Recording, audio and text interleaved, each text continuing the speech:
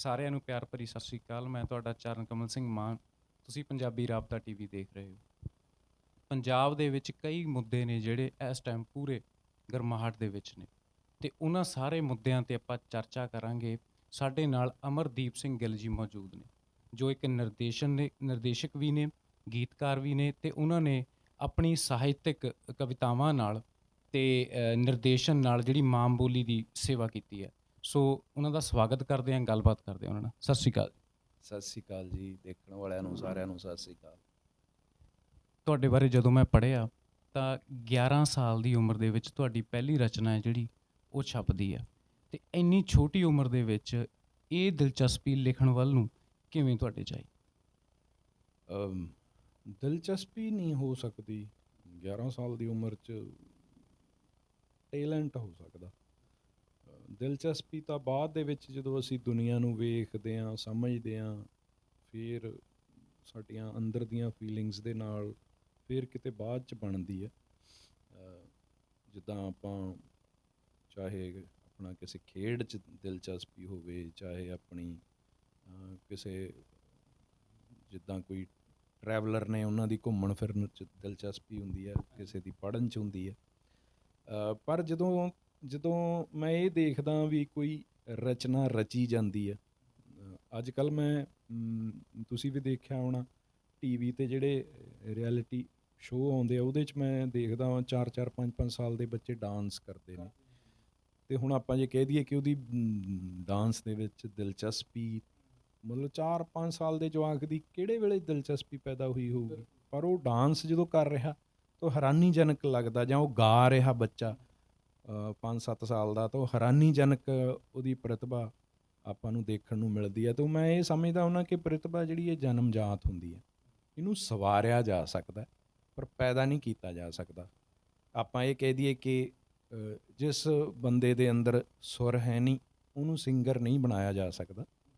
ਬੇਸ਼ੱਕ ਅੱਜ ਬਣ ਗਏ ਮਤਲਬ, ਪਰ ਜਿਹੜੇ ਨੂੰ ਲਿਖਣਾ ਨਹੀਂ ਆਉਂਦਾ ਉਹਨੂੰ ਲੇਖਕ ਨਹੀਂ ਬਣਾਇਆ ਜਾ ਸਕਦਾ ਮੇਰੀ ਨਜ਼ਰ ਦੇ ਵਿੱਚ।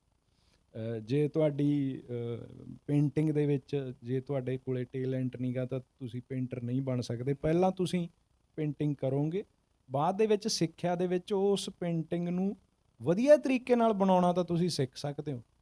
ਪਰ ਮਤਲਬ ਇਹ ਕਹਿ ਦਈਏ ਆਪਾਂ ਕਿ ਊੜਾ ਆੜਾ ਹੀ ਕਿਤੇ ਬਾਹਰੋਂ ਕਿਸੇ ਤੋਂ ਸਿੱਖਣਾ, ਇਹ ਨਹੀਂ ਹੋ ਸਕਦਾ।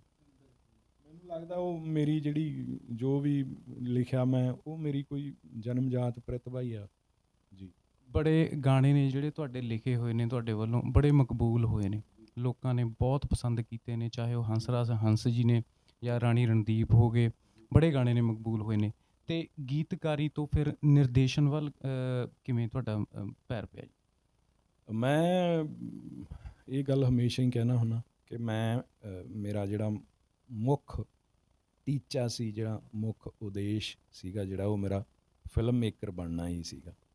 ਮੈਂ ਚਾਹੇ ਕਵੀ ਦੇ ਤੌਰ 'ਤੇ ਮੇਰਾ ਥੋੜ੍ਹਾ ਬਹੁਤ ਨਾਂ ਬਣਿਆ, ਚਾਹੇ ਥੋੜ੍ਹਾ ਬਹੁਤ ਨਾਂ ਮੇਰਾ ਗੀਤਕਾਰ ਦੇ ਤੌਰ 'ਤੇ ਬਣਿਆ, ਚਾਹੇ ਮੈਂ ਬਠਿੰਡੇ ਰੰਗਮੰਚ ਦੇ ਨਾਲ ਜੁੜ ਕੇ ਐਜ਼ ਐਕਟਰ ਕੰਮ ਕੀਤਾ, ਪਰ ਮੇਰਾ ਜਿਹੜਾ ਮੁੱਖ ਮਕਸਦ ਸੀ, ਕੁਝ ਸਮਾਂ ਮੈਂ ਪੱਤਰਕਾਰੀ ਵੀ ਕੀਤੀ ਪੰਜਾਬੀ ਸਿਨੇਮਾ ਅਤੇ ਗੀਤ ਸੰਗੀਤ ਦੇ ਨਾਲ ਸੰਬੰਧਿਤ, ਪਰ ਮੇਰਾ ਮੁੱਖ ਮਕਸਦ ਹਮੇਸ਼ਾ ਹੀ ਇਹ ਸੀ ਕਿ ਮੈਂ ਫਿਲਮ ਮੇਕਰ ਬਣਨਾ। ਔਰ ਮੈਂ ਉਹਦੇ ਲਈ ਹਮੇਸ਼ਾ ਕੋਸ਼ਿਸ਼ਾਂ ਕੀਤੀਆਂ। ਇਹ ਗੱਲਾਂ ਮੈਂ ਬਹੁਤ ਵਾਰ ਦੱਸ ਚੁੱਕਿਆ ਕਿ ਮੈਂ 7 ਸਾਲ ਦੀ ਉਮਰ ਦੇ ਵਿੱਚ ਜਦੋਂ ਸ਼ੋਲੇ ਫਿਲਮ ਦੇਖੀ ਸੀ ਤਾਂ ਮੈਂ ਇਹ ਮਨ ਬਣਾ ਲਿਆ ਸੀ ਕਿ ਮੈਂ ਇੱਕ ਦਿਨ ਫਿਲਮ ਮੇਕਰ ਬਣੂੰਗਾ। ਅਤੇ ਉਦੋਂ 43 ਸਾਲ ਬਾਅਦ ਜਦੋਂ ਮੈਂ 50 ਸਾਲਾਂ ਦਾ ਹੋਇਆ ਤਾਂ ਮੇਰੀ ਪਹਿਲੀ ਫੀਚਰ ਫਿਲਮ ਆ ਜਿਹੜੀ ਜੋਰਾ 10 ਨੰਬਰੀ ਆ, ਉਦੋਂ ਮੈਂ ਬਣਾਈ। ਗੱਲ ਸਿਰਫ ਇਹੀ ਹੈ ਕਿ ਮੈਂ ਫੋਕਸ ਆਪਣੇ ਉਸ ਸੁਪਨੇ 'ਤੇ ਰੱਖਿਆ ਕਿ ਕੁਛ ਵੀ ਹੋ ਜਾਏ, ਮੈਂ ਬੰਬੇ ਜਾਣਾ ਹੀ ਜਾਣਾ, ਮੈਂ ਫਿਲਮ ਇੰਡਸਟਰੀ ਦੇ ਵਿੱਚ ਕੰਮ ਕਰਨਾ ਹੀ ਕਰਨਾ, ਅਤੇ ਮੈਂ ਫਿਲਮ ਮੇਕਰ ਬਣਨਾ ਹੀ ਬਣਨਾ। ਇਹਦੇ ਲਈ ਮੇਰੀ ਮਿਹਨਤ ਜਾਂ ਮੇਰੀ ਇੱਕ ਸੁਰਤ ਹੈ ਜਿਹੜੀ ਇਸ ਆਪਣੇ ਸੁਪਨੇ ਨਾਲ, ਇਹਨੇ ਬਹੁਤ ਕੰਮ ਕੀਤਾ। ਪਰਿਵਾਰ, ਤੁਹਾਡੇ ਫਾਦਰ ਸਾਹਿਬ ਕਾਮਰੇਡ, ਅਤੇ ਤੁਹਾਨੂੰ ਵੀ ਪਹਿਲਾਂ ਅਸੀਂ ਕਟਿੰਗ ਦੇ ਵਿੱਚ ਦੇਖਿਆ, ਸ਼ੇਵ ਤੁਹਾਡੀ ਕੀਤੀ ਹੁੰਦੀ ਸੀਗੀ, ਅਤੇ ਇਹ ਸਿੱਖੀ ਸਰੂਪ ਦੇ ਵਿੱਚ ਫਿਰ ਕਿਵੇਂ ਆਉਣਾ ਹੋਇਆ?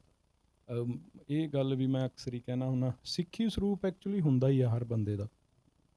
ਮਤਲਬ ਸਿੱਖੀ ਸਰੂਪ ਦੇ ਵਿੱਚ ਆਉਣ ਲਈ ਤੁਹਾਨੂੰ ਕੁਛ ਨਹੀਂ ਕਰਨਾ ਪੈਂਦਾ। ਤੁਸੀਂ ਆਪਣੇ ਵਾਲ ਨਾ ਕੱਟੋ, ਆਪਣੀ ਦਾੜੀ ਨਾ ਮੁੰਨੋ, ਤਾਂ ਤੁਸੀਂ ਸਿੱਖ ਹੀ ਹੋ। ਕੋਸ਼ਿਸ਼ ਕਰਨੀ ਪੈਂਦੀ ਆ ਵਾਲ ਕੱਟਿਆਂ ਵਾਲੀ ਲੁੱਕ ਲਈ, ਉਹਦੇ ਜਾ ਕੇ ਨਾਈ ਦੇ ਬਹਿਣਾ ਪੈਂਦਾ ਹੈ ਨਾ। ਅਤੇ ਮੈਂ ਇਸ ਗੱਲ ਨੂੰ ਇੱਦਾਂ ਹੀ ਮੰਨਦਾ ਕਿ ਸਿੱਖੀ ਸਰੂਪ ਦੇ ਵਿੱਚ ਨਹੀਂ ਆਇਆ ਮੈਂ, ਐਕਚੁਅਲੀ ਸਿੱਖੀ ਸਰੂਪ ਦੇ ਵਿੱਚ ਵਾਪਸ ਆਇਆ ਮੈਂ। ਅਤੇ ਬਚਪਨ ਦੇ ਵਿੱਚ ਨਿੱਕੇ ਹੁੰਦੇ ਤੇ ਮੇਰੇ ਵਾਲ ਸੀਗੇ, ਫਿਰ ਮੈਂ ਵਾਲ ਕਟਾ ਤੇ ਜਿਹੜੇ ਜਵਾਨੀ ਦੇ ਜਿਹੜੇ ਸਾਡੇ ਮੁੱਢਲੇ ਦਿਨ ਸੀ ਜਾਂ ਜਵਾਨੀ ਦੇ ਬਹੁਤ ਸਾਰੇ ਦਿਨ ਸੀ, ਉਹ ਬਹੁਤ ਹਾਲਾਤ ਇੱਦਾਂ ਦੇ ਸੀ ਪੰਜਾਬ ਦੇ ਕਿ CRP ਪੁਲਿਸ ਤੰਗ ਕਰਦੀ ਸੀ। ਬੇਸ਼ੱਕ ਮੇਰੇ ਬਾਪੂ ਜੀ ਕਾਮਰੇਡ ਸੀ, ਪਰ ਉਹ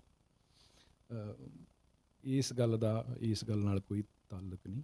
ਮੇਰੇ ਬਾਪੂ ਜੀ ਵੀ ਸਿੱਖੀ ਸਰੂਪ ਵਾਲੇ ਹੀ ਸੀ ਔਰ ਹਮੇਸ਼ਾ ਸਿੱਖੀ ਸਰੂਪ 'ਚ ਹੀ ਰਹੇ। ਉਹ ਕਛਹਿਰਾ ਪਹਿਨਦੇ ਸੀ, ਦਾੜੀ ਜਾਂ ਵਾਲ ਉਹਨਾਂ ਨੇ ਕਦੇ ਕਤਲ ਨਹੀਂ ਕੀਤੇ। ਇਹ ਅੱਜ ਕੱਲ੍ਹ ਜਿਹੜੇ ਕਾਮਰੇਡਾਂ ਦੀਆਂ ਆਪਾਂ ਗੱਲਾਂ ਕਰਦੇ ਹਾਂ ਹੋਰ ਨੇ। ਪੁਰਾਣੇ ਕਾਮਰੇਡ ਜਿਹੜੇ ਆ ਉਹ ਲਗਭਗ ਸਾਰੇ ਜਥੇਦਾਰਾਂ ਵਰਗੇ ਹੀ ਸੀਗੇ। ਅਤੇ ਮੈਂ ਜਦੋਂ ਵਾਪਸ ਸਿੱਖੀ ਸਰੂਪ 'ਚ ਆਇਆ ਤਾਂ ਸਭ ਤੋਂ ਵੱਧ ਖੁਸ਼ੀ ਸੀ ਜਿਹੜੀ ਉਹ ਮੇਰੇ ਬਾਪੂ ਕਾਮਰੇਡ ਸੁਰਜੀਤ ਗਿੱਲ ਹੋਰਾਂ ਨੂੰ ਹੀ ਸੀਗੀ। ਅਤੇ ਮੈਨੂੰ ਇਹ ਚੰਗਾ ਲੱਗਦਾ ਸਰੂਪ। ਮੈਂ ਇਹ ਅਕਸਰ ਕਹਿਣਾ ਹੁੰਦਾ ਕਿ ਮੈਂ ਨਿੱਕੇ ਹੁੰਦੇ ਜਦੋਂ ਮੈਂ ਦੇਖਦਾ ਹੁੰਦਾ ਸੀਗਾ ਗਿਆਨੀ ਦਿੱਤ ਸਿਉਂ ਜਾਂ ਭਾਈ ਵੀਰ ਸਿਉਂ ਹੋਰਾਂ ਦੀਆਂ, ਜਿਹੜੇ ਬਾਬੇ ਸਾਡੇ ਬਜ਼ੁਰਗ ਸਤਿਕਾਰਯੋਗ, ਉਹਨਾਂ ਦੀਆਂ ਫੋਟੋਆਂ ਜਦੋਂ ਮੈਂ ਦੇਖਦਾ ਸੀਗਾ ਤਾਂ ਮੈਨੂੰ ਇੱਦਾਂ ਲੱਗਦਾ ਸੀ ਕਿ ਕਿੰਨੇ ਸੋਹਣੇ ਚਿਹਰੇ ਨੇ, ਕਿੰਨੇ ਰੂਹਾਨੀ ਚਿਹਰੇ ਨੇ, ਕਿ ਕਾਸ਼ ਇੱਕ ਦਿਨ ਮੈਨੂੰ ਵੀ ਇਹੋ ਜਿਹਾ ਸਰੂਪ ਪ੍ਰਾਪਤ ਹੋਵੇ। ਅਤੇ ਮੈਨੂੰ ਖੁਸ਼ੀ ਹੁੰਦੀ ਹੈ ਹੁਣ ਆਪਣਾ ਚਿਹਰਾ ਸ਼ੀਸ਼ੇ 'ਚ ਦੇਖ ਕੇ ਕਿ ਮੈਂ ਸੋਹਣਾ ਲੱਗਦਾ ਹੈ। ਅਤੇ ਤੁਸੀਂ ਕਾਮਰੇਡਾਂ ਦੀ ਗੱਲ ਕੀਤੀ ਹੈ, ਤੁਸੀਂ ਕਿਹਾ ਵੀ ਜਿਹੜੇ ਅੱਜ ਦੇ ਕਾਮਰੇਡ ਆਪਾਂ ਗੱਲ ਕਰਦੇ ਹਾਂ, ਜਿਹੜੇ ਪੁਰਾਣੇ ਕਾਮਰੇਡ ਨੇ ਉਹਨਾਂ ਦੇ ਵਿੱਚ ਅੰਤਰ ਹੈ। ਮੈਂ ਤੁਹਾਡੇ ਤੋਂ ਇਹ ਪੁੱਛਣਾ ਚਾਹੁੰਦਾ ਵੀ ਅਸਲ ਕਾਮਰੇਡ ਦੀ ਕੀ ਡੈਫੀਨੇਸ਼ਨ ਹੈ? ਅਸਲ ਕਾਮਰੇਡ ਦੀ ਜਿਹੜੀ ਡੈਫੀਨੇਸ਼ਨ ਆ, ਕਾਮਰੇਡ ਦਾ ਜਿਹੜਾ ਸ਼ਾਬਦਿਕ ਅਰਥ ਆ ਉਹ ਹੈ ਸਾਥੀ। ਜਿਹੜਾ ਵੀ ਸਾਥੀ ਇੱਕ ਦੂਜੇ ਦਾ ਸਾਥ ਦੇਣ ਵਾਲਾ ਹੈ ਨਾ। ਕਾਮਰੇਡ ਦੀ ਡੈਫੀਨੇਸ਼ਨ ਲਈ ਬਾਪੂ ਜੀ ਇੱਕ ਗੱਲ ਕਹਿੰਦੇ ਹੁੰਦੇ ਸੀ। ਨਾਨਕ ਸਿੰਘ ਨਾਵਲਕਾਰ ਹੋਏ ਨੇ ਜਿਹੜੇ ਬਹੁਤ ਵੱਡੇ ਨਾਵਲਕਾਰ, ਚਿੱਟਾ ਲਹੂ, ਪਵਿੱਤਰ ਪਾਪੀ, ਹੋਰ ਬਹੁਤ ਸਾਰੇ ਨਾਵਲ ਉਹਨਾਂ ਦੇ ਮਸ਼ਹੂਰ ਨਾਵਲ ਨੇ। ਇੱਕ ਮਿਆਨ ਦੋ ਤਲਵਾਰਾਂ, ਉਹਨਾਂ ਦਾ ਇੱਕ ਨਾਵਲ ਆ ਜਿਹੜਾ ਚਿੱਟਾ ਲਹੂ ਹੈ ਸ਼ਾਇਦ। ਉਹਦੇ ਵਿੱਚ ਇੱਕ ਸਿੱਖ ਦਾ ਪਾਤਰ ਹੈ, ਬਹੁਤ ਆਦਰਸ਼ਿਕ ਪਾਤਰ ਹੈ, ਪਾਪਾ ਵਰਿਆਮ ਸਿੰਘ। ਉਹ ਸਿੱਖ ਹੈ ਔਰ ਉਹ ਬਹੁਤ ਹੀ ਵਧੀਆ, ਬਹੁਤ ਹੀ ਸੁਚੱਜੀ ਸ਼ਖਸੀਅਤ ਆ। ਉਹ ਸਭ ਦੀ ਮਦਦ ਕਰਦਾ, ਆਪ ਉਹ ਦੁੱਖ ਝੱਲ ਕੇ ਵੀ ਸਮਾਜ ਦੇ ਵਿੱਚ ਚੰਗੇ ਕੰਮ ਕਰਦਾ ਔਰ ਸਾਰੇ ਜਿਨ੍ਹਾਂ ਨੂੰ ਵੀ ਜ਼ਰੂਰਤ ਹੁੰਦੀ ਹੈ ਉਹਨਾਂ ਦੀ ਉਹ ਮਦਦ ਕਰਦਾ। ਅਤੇ ਬੜਾ ਵਧੀਆ ਬੰਦਾ ਉਹ। ਅਤੇ ਬਾਪੂ ਹੋਰਾਂ ਨੇ ਉਹ ਨਾਵਲ ਆਪਦੀ ਜਵਾਨੀ ਵੇਲੇ ਪੜ੍ਹਿਆ ਸੀ, ਮੈਂ ਵੀ ਪੜ੍ਹਿਆ। ਤਾਂ ਬਾਪੂ ਮੈਨੂੰ ਕਹਿੰਦੇ ਹੁੰਦੇ ਸੀ ਕਿ ਮੈਂ ਹਮੇਸ਼ਾ ਹੀ ਇਹ ਸੋਚਦਾ ਹੁੰਦਾ ਕਿ ਮੈਂ ਪਾਪਾ ਵਰਿਆਮ ਸਿੰਘ ਹੀ ਹਾਂ। ਉਹਨਾਂ ਦਾ ਕਹਿਣ ਦਾ ਮਤਲਬ ਇਹ ਹੁੰਦਾ ਸੀ, ਅੱਗੇ ਉਹ ਇਹ ਗੱਲ ਵੀ ਕਹਿੰਦੇ ਹੁੰਦੇ ਕਿ ਜਿਹੜਾ ਵਧੀਆ ਅਸੂਲਨ ਪੱਕਾ ਆਦਰਸ਼ਕ ਜਿਹੜਾ ਉਹ ਕਾਮਰੇਡ ਆ, ਜਾਂ ਇੱਕ ਆਪਣੇ ਆਦਰਸ਼ ਨੂੰ ਪ੍ਰਣਾਇਆ ਹੋਇਆ ਜਿਹੜਾ ਪੱਕਾ ਸਿੱਖ ਆ, ਉਹ ਲਗਭਗ ਇੱਕੋ ਜਿਹੇ ਹੁੰਦੇ ਨੇ। ਦੋਨਾਂ ਦਾ ਮਕਸਦ ਹੀ ਸਰਬਤ ਦਾ ਭਲਾ ਮੰਗਣਾ ਹੁੰਦਾ ਹੈ ਅਤੇ ਸਰਬਤ ਦਾ ਭਲਾ ਕਰਨ ਲਈ ਕੰਮ ਕਰਨੇ ਹੁੰਦੇ ਨੇ। ਇਸ ਕਰਕੇ ਉਹ ਕਹਿੰਦੇ ਹੁੰਦੇ ਸੀ ਕਿ ਬੇਸ਼ੱਕ ਨਾਨਕ ਸਿੰਘ ਨਾਵਲ ਦੇ ਵਿੱਚ ਇਹ ਕਿਤੇ ਨਹੀਂ ਲਿਖਦੇ ਕਿ ਪਾਪਾ ਵਰਿਆਮ ਸਿੰਘ ਕਾਮਰੇਡ ਹੈ, ਪਰ ਉਹ ਮੈਨੂੰ ਇੱਦਾਂ ਹੀ ਲੱਗਦਾ ਵੀ ਉਹ ਕਾਮਰੇਡ ਹੈ ਜਾਂ ਮੈਂ ਸਿੱਖ ਹਾਂ। ਅਤੇ ਇਸ ਕਰਕੇ ਇਸ ਗੱਲ ਦੇ ਵਿੱਚ ਹੀ ਗੱਲ ਪਈ ਹੈ ਕਿ ਹੁਣ ਜਦੋਂ ਆਪਾਂ ਗੱਲ ਕਰਦੇ ਹਾਂ ਜਿਨ੍ਹਾਂ ਦੀ ਹੈ ਨਾ, ਮੈਂ ਮੇਰੇ ਅੰਦਰ ਇੱਕ ਜਿਹਨੂੰ ਕਹਿੰਦੇ ਹੁੰਦੇ ਆ ਇੱਕ ਇਹੋ ਜਿਹਾ ਕੋਨਾ ਹੈਗਾ ਜਿਹੜਾ ਮੈਂ ਦੁਨੀਆ ਭਰ ਦੇ ਇਨਕਲਾਬੀਆਂ ਨੂੰ ਪਿਆਰ ਕਰਦਾ, ਚਾਹੇ ਉਹ ਕਿਸੇ ਵੀ ਦੇਸ਼, ਕਿਸੇ ਵੀ ਭਾਸ਼ਾ 'ਚ, ਕਿਸੇ ਵੀ ਸਮੇਂ ਹੋਏ। ਜਿਨ੍ਹਾਂ ਨੂੰ ਵੀ ਮੈਂ ਜਾਣਦਾ, ਜਿਨ੍ਹਾਂ ਨੂੰ ਵੀ ਮੈਂ ਪੜ੍ਹਿਆ, ਮੈਂ ਬਹੁਤ ਭਾਵੁਕ ਹਾਂ ਉਹਨਾਂ ਸਾਰਿਆਂ ਬਾਰੇ ਹੈ ਨਾ। ਮੈਂ ਉਹ ਆਪਸ ਵਿੱਚ ਦੀ ਬੇਸ਼ੱਕ ਇੱਕ ਦੂਜੇ ਤੋਂ ਵਿਰੋਧੀ ਵਿਚਾਰਧਾਰਾ ਦੇ ਵੀ ਹੋਣ, ਪਰ ਮੈਂ ਉਹਨਾਂ ਨੂੰ ਸਾਰਿਆਂ ਨੂੰ ਬਹੁਤ ਸਤਿਕਾਰ ਦਿੰਦਾ, ਬਹੁਤ ਮਤਲਬ ਪਿਆਰ ਕਰਦਾ। ਮੈਂ ਬੱਚਿਆਂ ਵਾਂਗੂ ਭਾਵੁਕ ਹੋ ਜਾਂਦਾ ਉਹਨਾਂ ਦੀਆਂ ਕਹਾਣੀਆਂ ਸੁਣਦਾ ਹੋਇਆ। ਉਹ ਚਾਹੇ ਸਾਡੇ ਜਿਹੜੇ ਗਦਰੀ ਬਾਬੇ ਆ ਉਹਨਾਂ ਦੀਆਂ ਕਹਾਣੀਆਂ ਹੋਣ, ਜਾਂ ਸਾਡੇ ਪੁਰਾਣੇ ਕਾਮਰੇਡਾਂ ਦੀਆਂ, ਕਮਿਊਨਿਸਟ ਲੀਡਰਾਂ ਦੀਆਂ ਕਹਾਣੀਆਂ ਹੋਣ, ਚਾਹੇ ਸਾਡੇ ਨਕਸਲਾਈਟ ਮੂਵਮੈਂਟ ਵੇਲੇ ਜਿਹੜੇ ਸ਼ਹੀਦ ਹੋਏ ਸਾਡੇ ਕਾਮਰੇਡ ਉਹਨਾਂ ਦੀਆਂ ਕਹਾਣੀਆਂ ਹੋਣ, ਚਾਹੇ ਉਹ ਸਾਡੀ ਖਾੜਕੂ ਲਹਿਰ ਵੇਲੇ ਜਿਹੜੇ ਸਾਡੇ ਸਿੰਘ ਸ਼ਹੀਦ ਹੋਏ, ਉਹ ਸਾਰੇ ਮੇਰੇ ਲਈ ਬਹੁਤ ਸਤਿਕਾਰਯੋਗ ਨੇ। ਉਸ ਬਾਅਦ ਦੇ ਵਿੱਚ ਆ ਕੇ ਜਦੋਂ 80 ਤੋਂ ਬਾਅਦ ਜਾਂ 78 ਤੋਂ ਬਾਅਦ ਜਿਹੜਾ ਪੰਜਾਬ ਦਾ ਮਾਹੌਲ ਬਦਲਿਆ, ਤਾਂ ਬਹੁਤ ਸਾਰੀਆਂ ਸ਼ਬਦਾਂ ਦੇ, ਬਹੁਤ ਸਾਰੀਆਂ ਪਾਰਟੀਆਂ ਦੇ, ਬਹੁਤ ਸਾਰੇ ਰਾਜਨੀਤਿਕ ਜਿਹੜੇ ਵਿਚਾਰ ਸੀਗੇ, ਉਹਨਾਂ ਦੇ ਸਰੂਪ ਅਤੇ ਉਹਨਾਂ ਦਾ ਕੰਮਕਾਰ ਦਾ ਤਰੀਕਾ ਬਦਲ ਗਿਆ। ਉਹਦਾ ਮੈਨੂੰ ਦੁੱਖ ਹੁੰਦਾ ਕਿ ਉਹ ਆਪਸੀ ਟਕਰਾਅ ਹੋਇਆ ਉਹਨਾਂ ਦਾ, ਔਰ ਉਹ ਬਹੁਤ ਨੁਕਸਾਨ ਹੋਇਆ, ਸਾਡਾ ਕੌਮ ਦਾ ਬਹੁਤ ਨੁਕਸਾਨ ਹੋਇਆ ਜੀ। ਜਿਹੜੇ ਮਤਲਬ ਨਾ ਇੱਕ ਗੱਲ ਹੈ, ਸਾਊਥ ਵੱਲ ਦੇ ਜਾਂ ਕੇਰਲਾ ਵੱਲ ਦੇ ਜਿਹੜੇ ਕਾਮਰੇਡ ਨੇ ਉਹ ਸਾਫ਼ ਸਪਸ਼ਟ ਇਹ ਗੱਲ ਕਹਿੰਦੇ ਨੇ ਵੀ ਇਹ ਜੇ ਅਸੀਂ ਨਾਸਤਿਕ ਹਾਂ ਤਾਂ ਅਸੀਂ ਨਾਸਤਿਕ ਹਾਂ। ਤਾਂ ਪਰ ਜਿਹੜੇ ਸਾਡੇ ਕਾਮਰੇਡ ਨੇ, ਜਿਵੇਂ ਆਪਾਂ ਕਿਸਾਨੀ ਮੋਰਚੇ ਦੀ ਵੀ ਗੱਲ ਕਰਦੇ ਹਾਂ, ਵੀ ਉਹ ਹੈਗੇ ਸਿੱਖੀ ਸਰੂਪ ਦੇ ਵਿੱਚ ਨੇ, ਪਰ ਕਈ ਵਾਰ ਉਹ ਜਦੋਂ ਮਤਲਬ ਕੋਈ ਲੋੜ ਪੈਂਦੀ ਆ ਤਾਂ ਕਾਮਰੇਡ ਮਤਲਬ ਆਪਣੇ ਪਾਸਾ ਅੱਗੇ ਕਰ ਦਿੰਦੇ ਨੇ, ਅਤੇ ਕਦੇ ਜਦੋਂ ਲੋੜ ਪੈਂਦੀ ਹੈ ਤਾਂ ਉਹ ਆਪਣਾ ਜਿਹੜਾ ਸਿੱਖੀ ਸਰੂਪ ਦਾ ਜਿਹੜਾ ਉਹ ਆ ਉਹਨੂੰ ਅੱਗੇ ਕਰ ਦਿੰਦੇ ਨੇ। ਇਹਨੂੰ ਤੁਸੀਂ ਕਿਵੇਂ ਦੇਖਦੇ? ਦੇਖੋ, ਸਿੱਖੀ ਦਾ ਫਲਸਫਾ ਸਰਵੋਤਮ ਆ ਮੇਰੇ ਲਈ, ਉਹਦੇ ਮੁਕਾਬਲਾ ਮੈਂ ਕਿਸੇ ਨਾਲ ਨਹੀਂ ਕਰ ਸਕਦਾ। ਸਿੱਖੀ ਦਾ ਇਤਿਹਾਸ, ਸਿੱਖੀ ਦਾ ਫਲਸਫਾ, ਸਾਡੇ ਗੁਰੂ ਸਾਹਿਬਾਨ ਨੇ ਜੋ ਕਿਹਾ, ਉਹ ਮੇਰੇ ਲਈ ਸਰਵੋਤਮ ਹਨ। ਉਹ ਵਿਚਾਰਧਾਰਾ ਅਤੇ ਉਸ ਵਿਚਾਰਧਾਰਾ 'ਤੇ ਚੱਲਣ ਵਾਲੇ ਲੋਕ। ਤੁਸੀਂ ਦੇਖਿਆ ਹੋਣਾ ਨਕਸਲਾਈਟ ਮੂਵਮੈਂਟ ਦੇ ਵਿੱਚ ਇਸ ਵਿਚਾਰਧਾਰਾ ਨੂੰ, ਸਿੱਖੀ ਵਿਚਾਰ ਦਾ ਜਿਹੜਾ ਫਲਸਫਾ, ਉਹਦੇ ਬਿੰਬਾਂ ਨੂੰ ਬਹੁਤ ਵਰਤਿਆ ਗਿਆ। ਤੁਸੀਂ ਸੰਤ ਰਾਮ ਉਦਾਸੀ ਸਾਹਿਬ ਦੀ ਕੋਈ ਵੀ ਕਵਿਤਾ, ਗੀਤ ਪੜ੍ਹੋ, ਉਹਦੇ ਵਿੱਚ ਤੁਹਾਨੂੰ ਸਿੱਖ ਇਤਿਹਾਸ ਦੇ ਸਿੰਬਲ ਮਿਲਣਗੇ, ਚਿੰਨ੍ਹ ਮਿਲਣਗੇ, ਹੈ ਨਾ। ਦਿੱਲੀ ਏ ਦਿਆਲਾ ਵੇਖ ਦੇਗ ਚੋਬਲਦਾ ਨਹੀਂ, ਹੈ ਨਾ। ਜਾਂ ਭਾਈ ਮਤੀ ਦਾਸ ਵਾਂਗੂ, ਜਾਂ ਕਿਤੇ ਹੋਰ ਇੱਦਾਂ ਦੇ ਸਿੱਖ ਸ਼ਹੀਦਾਂ ਦੇ ਜਾਂ ਸਿੱਖ ਯੋਧਿਆਂ ਦੀ ਗੱਲ ਕਰਦੇ ਨੇ। ਇਸੇ ਕਰਕੇ ਤੁਸੀਂ ਦੇਖਿਆ ਹੋਣਾ ਕਿ ਜਦੋਂ ਖੜਕੂ ਮੂਵਮੈਂਟ ਹੋਈ ਤਾਂ ਉਸ ਦੇ ਨਾਲ ਸੰਬੰਧਿਤ ਜਿਹੜਿਆਂ ਯੋਧਿਆਂ ਦੀਆਂ ਕਹਾਣੀਆਂ ਸੀ, ਜਿਹੜੀਆਂ ਬਾਅਦ ਦੇ ਵਿੱਚ YouTube 'ਤੇ ਪਾਈਆਂ ਗਈਆਂ, ਤਾਂ ਸੰਤ ਰਾਮ ਉਦਾਸੀ ਹੋਰਾਂ ਦੇ ਗੀਤਾਂ ਨੂੰ ਵੀਡੀਓ ਬਣਾਇਆ ਗਿਆ ਕਿ ਆਵਾਜ਼ ਸੰਤ ਰਾਮ ਉਦਾਸੀ ਸਾਹਿਬ ਦੀ ਚੱਲ ਰਹੀ ਹੈ ਜਾਂ ਗੀਤ ਉਹਨਾਂ ਦਾ ਚੱਲ ਰਿਹਾ, ਪਰ ਜਿਹੜੀਆਂ ਫੋਟੋਆਂ ਨੇ ਉਹ ਸਿੱਖ ਸੰਘਰਸ਼ ਦੇ ਯੋਧਿਆਂ ਦੀਆਂ ਚੱਲ ਰਹੀਆਂ, ਕਿਉਂਕਿ ਮਾਰੇ ਗਏ ਮਿੱਤਰਾਂ ਦੇ ਪਿੰਡ ਦੀਏ ਵਾਏ, ਖੈਰ ਸੁੱਖ ਦਾ ਸੁਨੇਹਾ ਕਰਿਆ। ਇਹ ਨਕਸਲਾਈਟ ਮੂਵਮੈਂਟ 'ਚ ਲਿਖਿਆ ਗਿਆ ਗੀਤ ਸੀ, ਪਰ ਇਹ ਸਿੱਖ ਮੂਵਮੈਂਟ ਦੇ ਵਿੱਚ ਵੀ ਵਰਤਿਆ ਗਿਆ, ਹੈ ਨਾ। ਮੇਰੀ ਵਿਚਾਰਧਾਰਾ ਵੀ ਇੱਦਾਂ ਦੀ ਹੋਈ ਹੈ, ਹੈ ਨਾ। ਮੈਂ ਇਸ ਗੱਲ ਨੂੰ ਇਵੇਂ ਹੀ ਸਮਝਦਾ। ਜਾਂ ਤੁਸੀਂ ਗੁਰਸ਼ਰਨ ਸਿੰਘ ਹੋਰਾਂ ਦੇ ਨਾਟਕ ਦੇਖੋ, ਉਹਨਾਂ ਦੇ ਨਾਂ ਨੇ ਜਿਹੜੇ ਨਾਟਕਾਂ ਦੇ, ਉਹ ਵੀ ਸਾਰੇ ਸਿੱਖੀ 'ਚੋਂ ਲਏ ਵੇ ਨੇ, ਹੈ ਨਾ। ਕਿ ਕੂੜੇ ਧੁੱਟੇ ਪਾਲ, ਗਗਨ ਦਮਾਮਾ ਬਾਜਿਓ, ਇਸ ਕਿਸਮ ਦੇ ਜਿਹੜੇ ਨਾਂ ਨੇ ਉਹਨਾਂ ਦੇ, ਹੈ ਨਾ। ਕਿਉਂਕਿ ਸਿੱਖੀ ਸਾਡਾ ਧਰਮ ਹੀ ਨਹੀਂ ਗਾ, ਸਾਡਾ ਸੱਭਿਆਚਾਰ ਵੀ ਹੈ, ਸਾਡਾ ਰਹਿਣ ਸਹਿਣ, ਸਾਡੀ ਜੀਵਨ ਜਾਚ ਹੈ, ਹੈ ਨਾ। ਸਾਡੀ ਜਿਹੜੀ ਦਿੱਖ ਆ, ਇਹ ਜਿਹੜੀ ਮੇਰੀ ਦਿੱਖ ਆ, ਇਹ ਸਾਡੀ ਸੱਭਿਅਕ ਦਿੱਖ ਵੀ ਹੈ ਇਹ, ਅਤੇ ਇੱਕ ਧਾਰਮਿਕ ਦਿੱਖ ਵੀ ਹੈ, ਹੈ ਨਾ। ਇਹਨੂੰ ਅਲੱਗ ਨਹੀਂ ਕੀਤਾ ਜਾ ਸਕਦਾ। ਜਿਵੇਂ ਕਿਸਾਨ ਅੰਦੋਲਨ ਦੇ ਵਿੱਚ ਕਈ ਵਾਰੀ ਇੱਦਾਂ ਦੀਆਂ ਕੋਸ਼ਿਸ਼ਾਂ ਹੋਈਆਂ ਕਿ ਇਹ ਜੀ ਨਿਸ਼ਾਨ ਸਾਹਿਬ ਉਤਾਰ ਲਏ ਜਾਣ, ਜਾਂ ਇੱਥੇ ਬੋਲੇ ਸੋਨਿਹਾਲ ਸਤਿ ਸ੍ਰੀ ਅਕਾਲ ਦਾ ਜਿਹੜਾ ਜੈਕਾਰਾ ਉਹ ਨਾ ਲਾਇਆ ਜਾਵੇ। ਇਹ ਗਲਤ ਗੱਲਾਂ ਸੀਗੀਆਂ।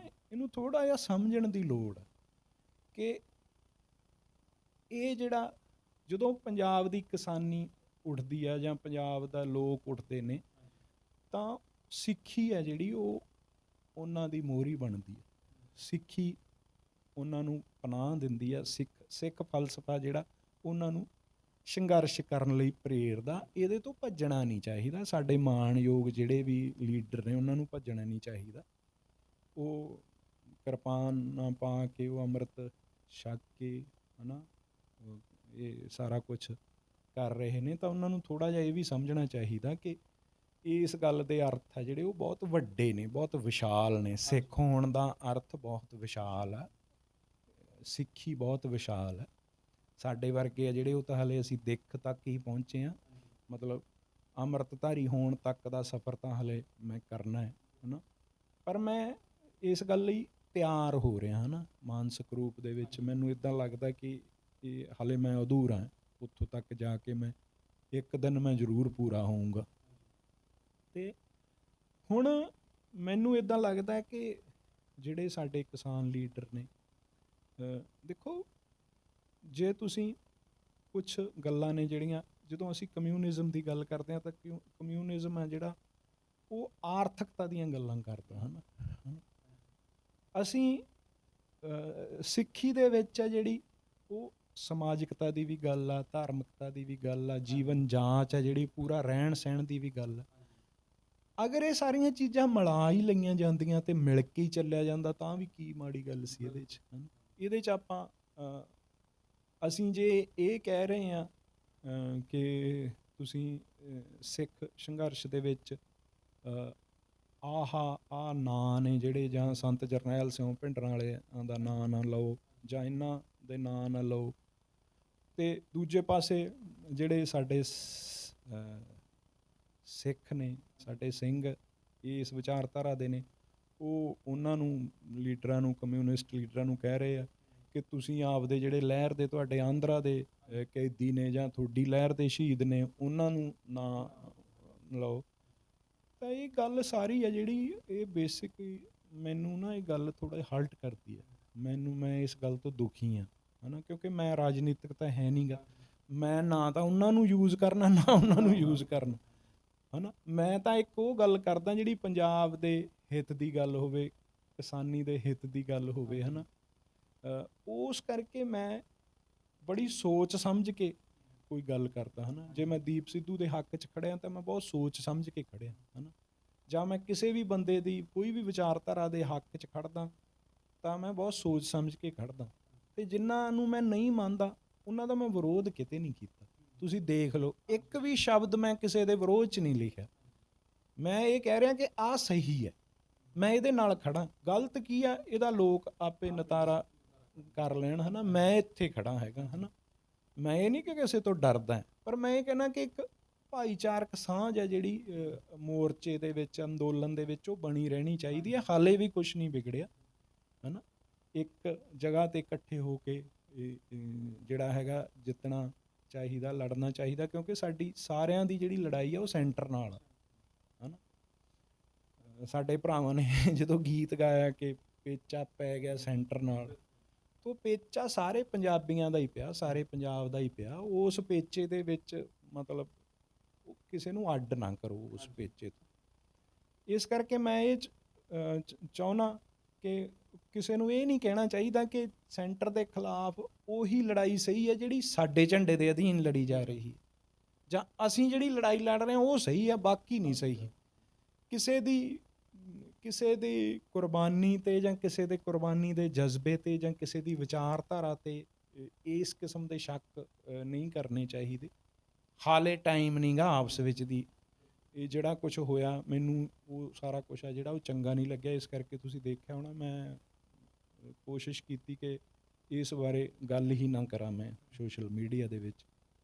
ਅਤੇ ਇਸ ਕਰਕੇ ਮੈਂ ਚਾਹੁੰਦਾ ਵੀ ਜਿਹੜੇ ਸਾਡੇ ਕਾਮਰੇਡ ਆਗੂ ਨੇ ਉਹ ਵੀ ਜੋ ਸਮਝ ਆ ਉਹਨਾਂ ਦੀ, ਉਹ ਬੜੀ ਉਹਨਾਂ ਨੂੰ ਬਹੁਤ ਨਿਤਾਰ ਕੇ ਗੱਲ ਕਰਨੀ ਚਾਹੀਦੀ।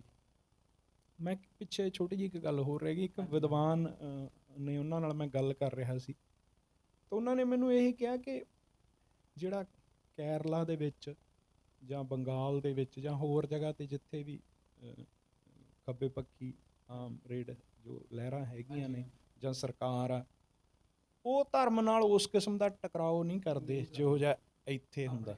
ਹਾਂ, ਤਾਂ ਉਹਦਾ ਪਿੱਛੇ ਕਾਰਨ ਇਹ ਆ ਕਿ ਸਿੱਖ ਧਰਮ ਆ ਜਿਹੜਾ ਉਹ ਨਾਲ ਦੀ ਨਾਲ ਇੱਕ ਰਾਜਨੀਤਿਕ ਪਹੁੰਚ ਵੀ ਦਿੰਦਾ ਤੁਹਾਨੂੰ, ਜਿਹੜਾ ਕਿ ਹਿੰਦੂ ਧਰਮ ਨਹੀਂ ਦਿੰਦਾ। ਕੇਰਲਾ ਦੇ ਵਿੱਚ ਜਿਹੜਾ ਧਰਮ ਆ ਉਹ ਆਪਦਾ ਧਰਮ ਵੀ ਮੰਨਦੇ ਆ, ਆਪਦੇ ਤਿਉਹਾਰ ਵੀ ਮਨਾਉਂਦੇ ਆ, ਪਰ ਸਾਡੇ ਇੱਥੇ ਮਤਲਬ ਪ੍ਰੋਬਲਮ ਹੋ ਜਾਂਦੀ ਹੈ ਨਾ।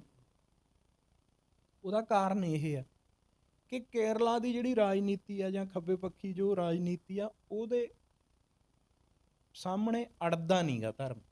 ਧਰਮ ਕੋਈ ਇਹੋ ਜਿਹੀ ਜੀਵਨ ਜਾਂਚ ਨਹੀਂ ਸਿਖਾ ਰਿਹਾ ਕੇਰਲਾ ਵਾਲਿਆਂ ਨੂੰ, ਹੈ ਨਾ। ਉਹ ਧਰਮ ਜਿਹੜਾ ਉਹਨਾਂ ਦਾ ਹਿੰਦੂ ਧਰਮ ਆ ਜਾਂ ਜਿਹੜਾ ਵੀ ਧਰਮ, ਜਿਹੜਾ ਸਿੱਖ ਧਰਮ ਆ, ਉਹ ਪੰਜਾਬ ਦੇ ਵਿੱਚ ਇੱਕ ਜੀਵਨ ਜਾਂਚ ਵੀ ਸਿਖਾਉਂਦਾ ਤੇ ਇੱਕ ਰਾਜ ਕਰਨ ਦੀ ਜਿਹੜੀ ਆ ਵਿਚਾਰਧਾਰਾ ਉਹ ਵੀ ਦਿੰਦਾ। ਉਹ ਜਦੋਂ ਪੂਰਾ ਇੱਕ ਢਾਂਚਾ ਹੈਗਾ ਸਿੱਖੀ ਦੇ ਵਿੱਚ, ਉਹ ਢਾਂਚਾ ਜਿਹੜਾ, ਉਸ ਢਾਂਚੇ ਨਾਲ ਫਿਰ ਦੂਸਰੀ ਰਾਜਨੀਤਿਕ ਵਿਚਾਰਧਾਰਾ ਦਾ ਟਕਰਾਓ ਹੋ ਜਾਂਦਾ। ਇਹ ਸੁਭਾਵਿਕ ਗੱਲ ਹੈ। ਇਸ ਕਰਕੇ ਸਿੱਖੀ ਦੇ ਖਿਲਾਫ ਜਾਂ ਸਿੱਖੀ ਦੇ ਨਾਲ ਆ ਜਿਹੜਾ ਉਹ ਵਿਰੋਧ ਚੱਲਦਾ ਰਿਹਾ ਹੈਗਾ ਸਾਡੀਆਂ ਖੱਬੀਆਂ ਧਿਰਾਂ ਦਾ, ਹੈ ਨਾ। ਉਹਨਾਂ ਦਾ ਮਤਲਬ ਇਹ ਗੱਲ ਜਦੋਂ ਆਪਾਂ ਕਹਿੰਦੇ ਹਾਂ, ਮੰਨ ਲਓ ਅਸੀਂ ਜੈਕਾਰੇ ਦੀ ਗੱਲ ਹੀ ਕਰਦੇ ਹਾਂ ਕਿ ਜੈਕਾਰਾ ਨਾ ਲਾਓ, ਤੇ ਜੈਕਾਰਾ ਜੇ ਲਾ ਵੀ ਲਿਆ, ਉਹ ਇਸ ਗੱਲ ਤੋਂ ਇਹਦਾ ਵਿਰੋਧ ਕਰਨਾ ਮੈਨੂੰ ਕਿਤੇ ਸਮਝ ਨਹੀਂ ਆਇਆ, ਹੈ ਨਾ। ਪਰ ਗੱਲ ਉੱਥੇ ਹੀ ਆ ਗਈ ਕਿ ਜਦੋਂ ਜੈਕਾਰਾ ਲੱਗ ਗਿਆ, ਜੇ ਇਸ ਗੱਲ 'ਚ ਤੇ ਜਿੱਤ ਵੀ ਇਹ ਜੈਕਾਰੇ ਲਾ ਕੇ ਹੀ ਹੋਈ ਕੱਲ੍ਹ ਨੂੰ, ਤਾਂ ਪੂਰੇ ਦਾ ਪੂਰਾ ਜਿਹੜਾ ਕ੍ਰੈਡਿਟ ਆ ਉਹ ਸਿੱਖ ਮਾਈਂਡਡ ਜਾਂ ਸਿੱਖ ਪੱਖੀ ਜਿਹੜੇ ਲੋਕ ਨੇ ਲਹਿਰ ਦੇ ਵਿੱਚ, ਉਹ ਉਹਨਾਂ ਨੇ ਲੈ ਜਾਣਾ। ਤਾਂ ਉਹਨਾਂ ਨੂੰ ਰਾਜਨੀਤਿਕ ਪ੍ਰਾਪਤੀ ਨਹੀਂ ਹੋਣੀ, ਖੱਬੀਆਂ ਧਿਰਾਂ ਨੂੰ, ਜਿਹੜੇ ਉਹ ਜੈਕਾਰਾ ਨਹੀਂ ਲਾਉਣ ਸੀ। ਜਦੋਂ ਤੁਸੀਂ ਕਿਸੇ ਲੋਕ ਸੰਘਰਸ਼ 'ਚੋਂ ਰਾਜਨੀਤਿਕ ਪ੍ਰਾਪਤੀ ਸਮਝਣ ਲੱਗ ਜਾਂਦੇ ਹੋ ਕਿ ਤੁਹਾਨੂੰ ਮਿਲੇ, ਤਾਂ ਫਿਰ ਤੁਸੀਂ ਇਹੋ ਜਿਹੀਆਂ ਛੋਟੀਆਂ ਗੱਲਾਂ ਕਰਨ ਲੱਗ ਜਾਂਦੇ ਹੋ ਜਿਹੜੀਆਂ ਕਿ ਤੁਹਾਨੂੰ ਨਹੀਂ ਕਰਨੀਆਂ ਚਾਹੀਦੀਆਂ। ਅਸਲ ਦੇ ਵਿੱਚ ਰਾਜਨੀਤਿਕ ਪਾਰਟੀ ਦਾ ਜਾਂ ਕਿਸੇ ਰਾਜਨੀਤਿਕ ਬਦਲ ਨੂੰ ਕੱਢਣ ਦਾ ਜਿਹੜਾ ਲਾਲਚ ਆ, ਜਦੋਂ ਕਿਸੇ ਧਿਰ 'ਚ ਜਾਂ ਕਿਸੇ ਜਿਹੜੀ ਹੈਗੀ ਆ ਜਥੇਬੰਦੀ 'ਚ ਹੋ ਜਾਂਦਾ, ਤਾਂ ਫਿਰ ਉਹ ਕੁਛ ਵੀ ਕਰਦੀ ਹੈ, ਕਿਉਂਕਿ ਉਹਨੂੰ ਇੱਕ ਤਾਕਤ ਆਪਦੀ ਖੜੀ ਕਰਨੀ ਹੁੰਦੀ ਹੈ। ਔਰ ਉਸ ਹਰ ਤਾਕਤ ਦੇ ਖਿਲਾਫ ਜੇ ਉਹ ਗਲਤ ਹੈ, ਜੇ ਉਹ ਲੋਕ ਪੱਖੀ ਨਹੀਂ, ਤਾਂ ਸਿੱਖੀ ਖੜੀ ਹੈ, ਉਹ ਹਮੇਸ਼ਾ ਹੀ ਖੜੀ ਰਹੀ। ਉਹ ਚਾਹੇ ਉਹਦੇ ਸਾਹਮਣੇ ਕੋਈ ਵੀ ਹੋਵੇ। ਯੁਗਾਂ ਤੋਂ ਜਦੋਂ ਤੋਂ ਖਾਲਸਾ ਸਾਜਿਆ ਗਿਆ, ਖਾਲਸਾ ਹਮੇਸ਼ਾ ਹੀ ਖੜਾ ਰਿਹਾ। ਇਸ ਕਰਕੇ ਮੈਨੂੰ ਲੱਗਦਾ ਕਿ ਇਸ ਗੱਲ ਨੂੰ ਟਕਰਾਓ ਦੇ ਵਿੱਚ ਨਹੀਂ ਪੈਣਾ ਚਾਹੀਦਾ ਜਾਂ ਟਕਰਾਓ ਨਹੀਂ ਬਣਾਉਣਾ ਚਾਹੀਦਾ।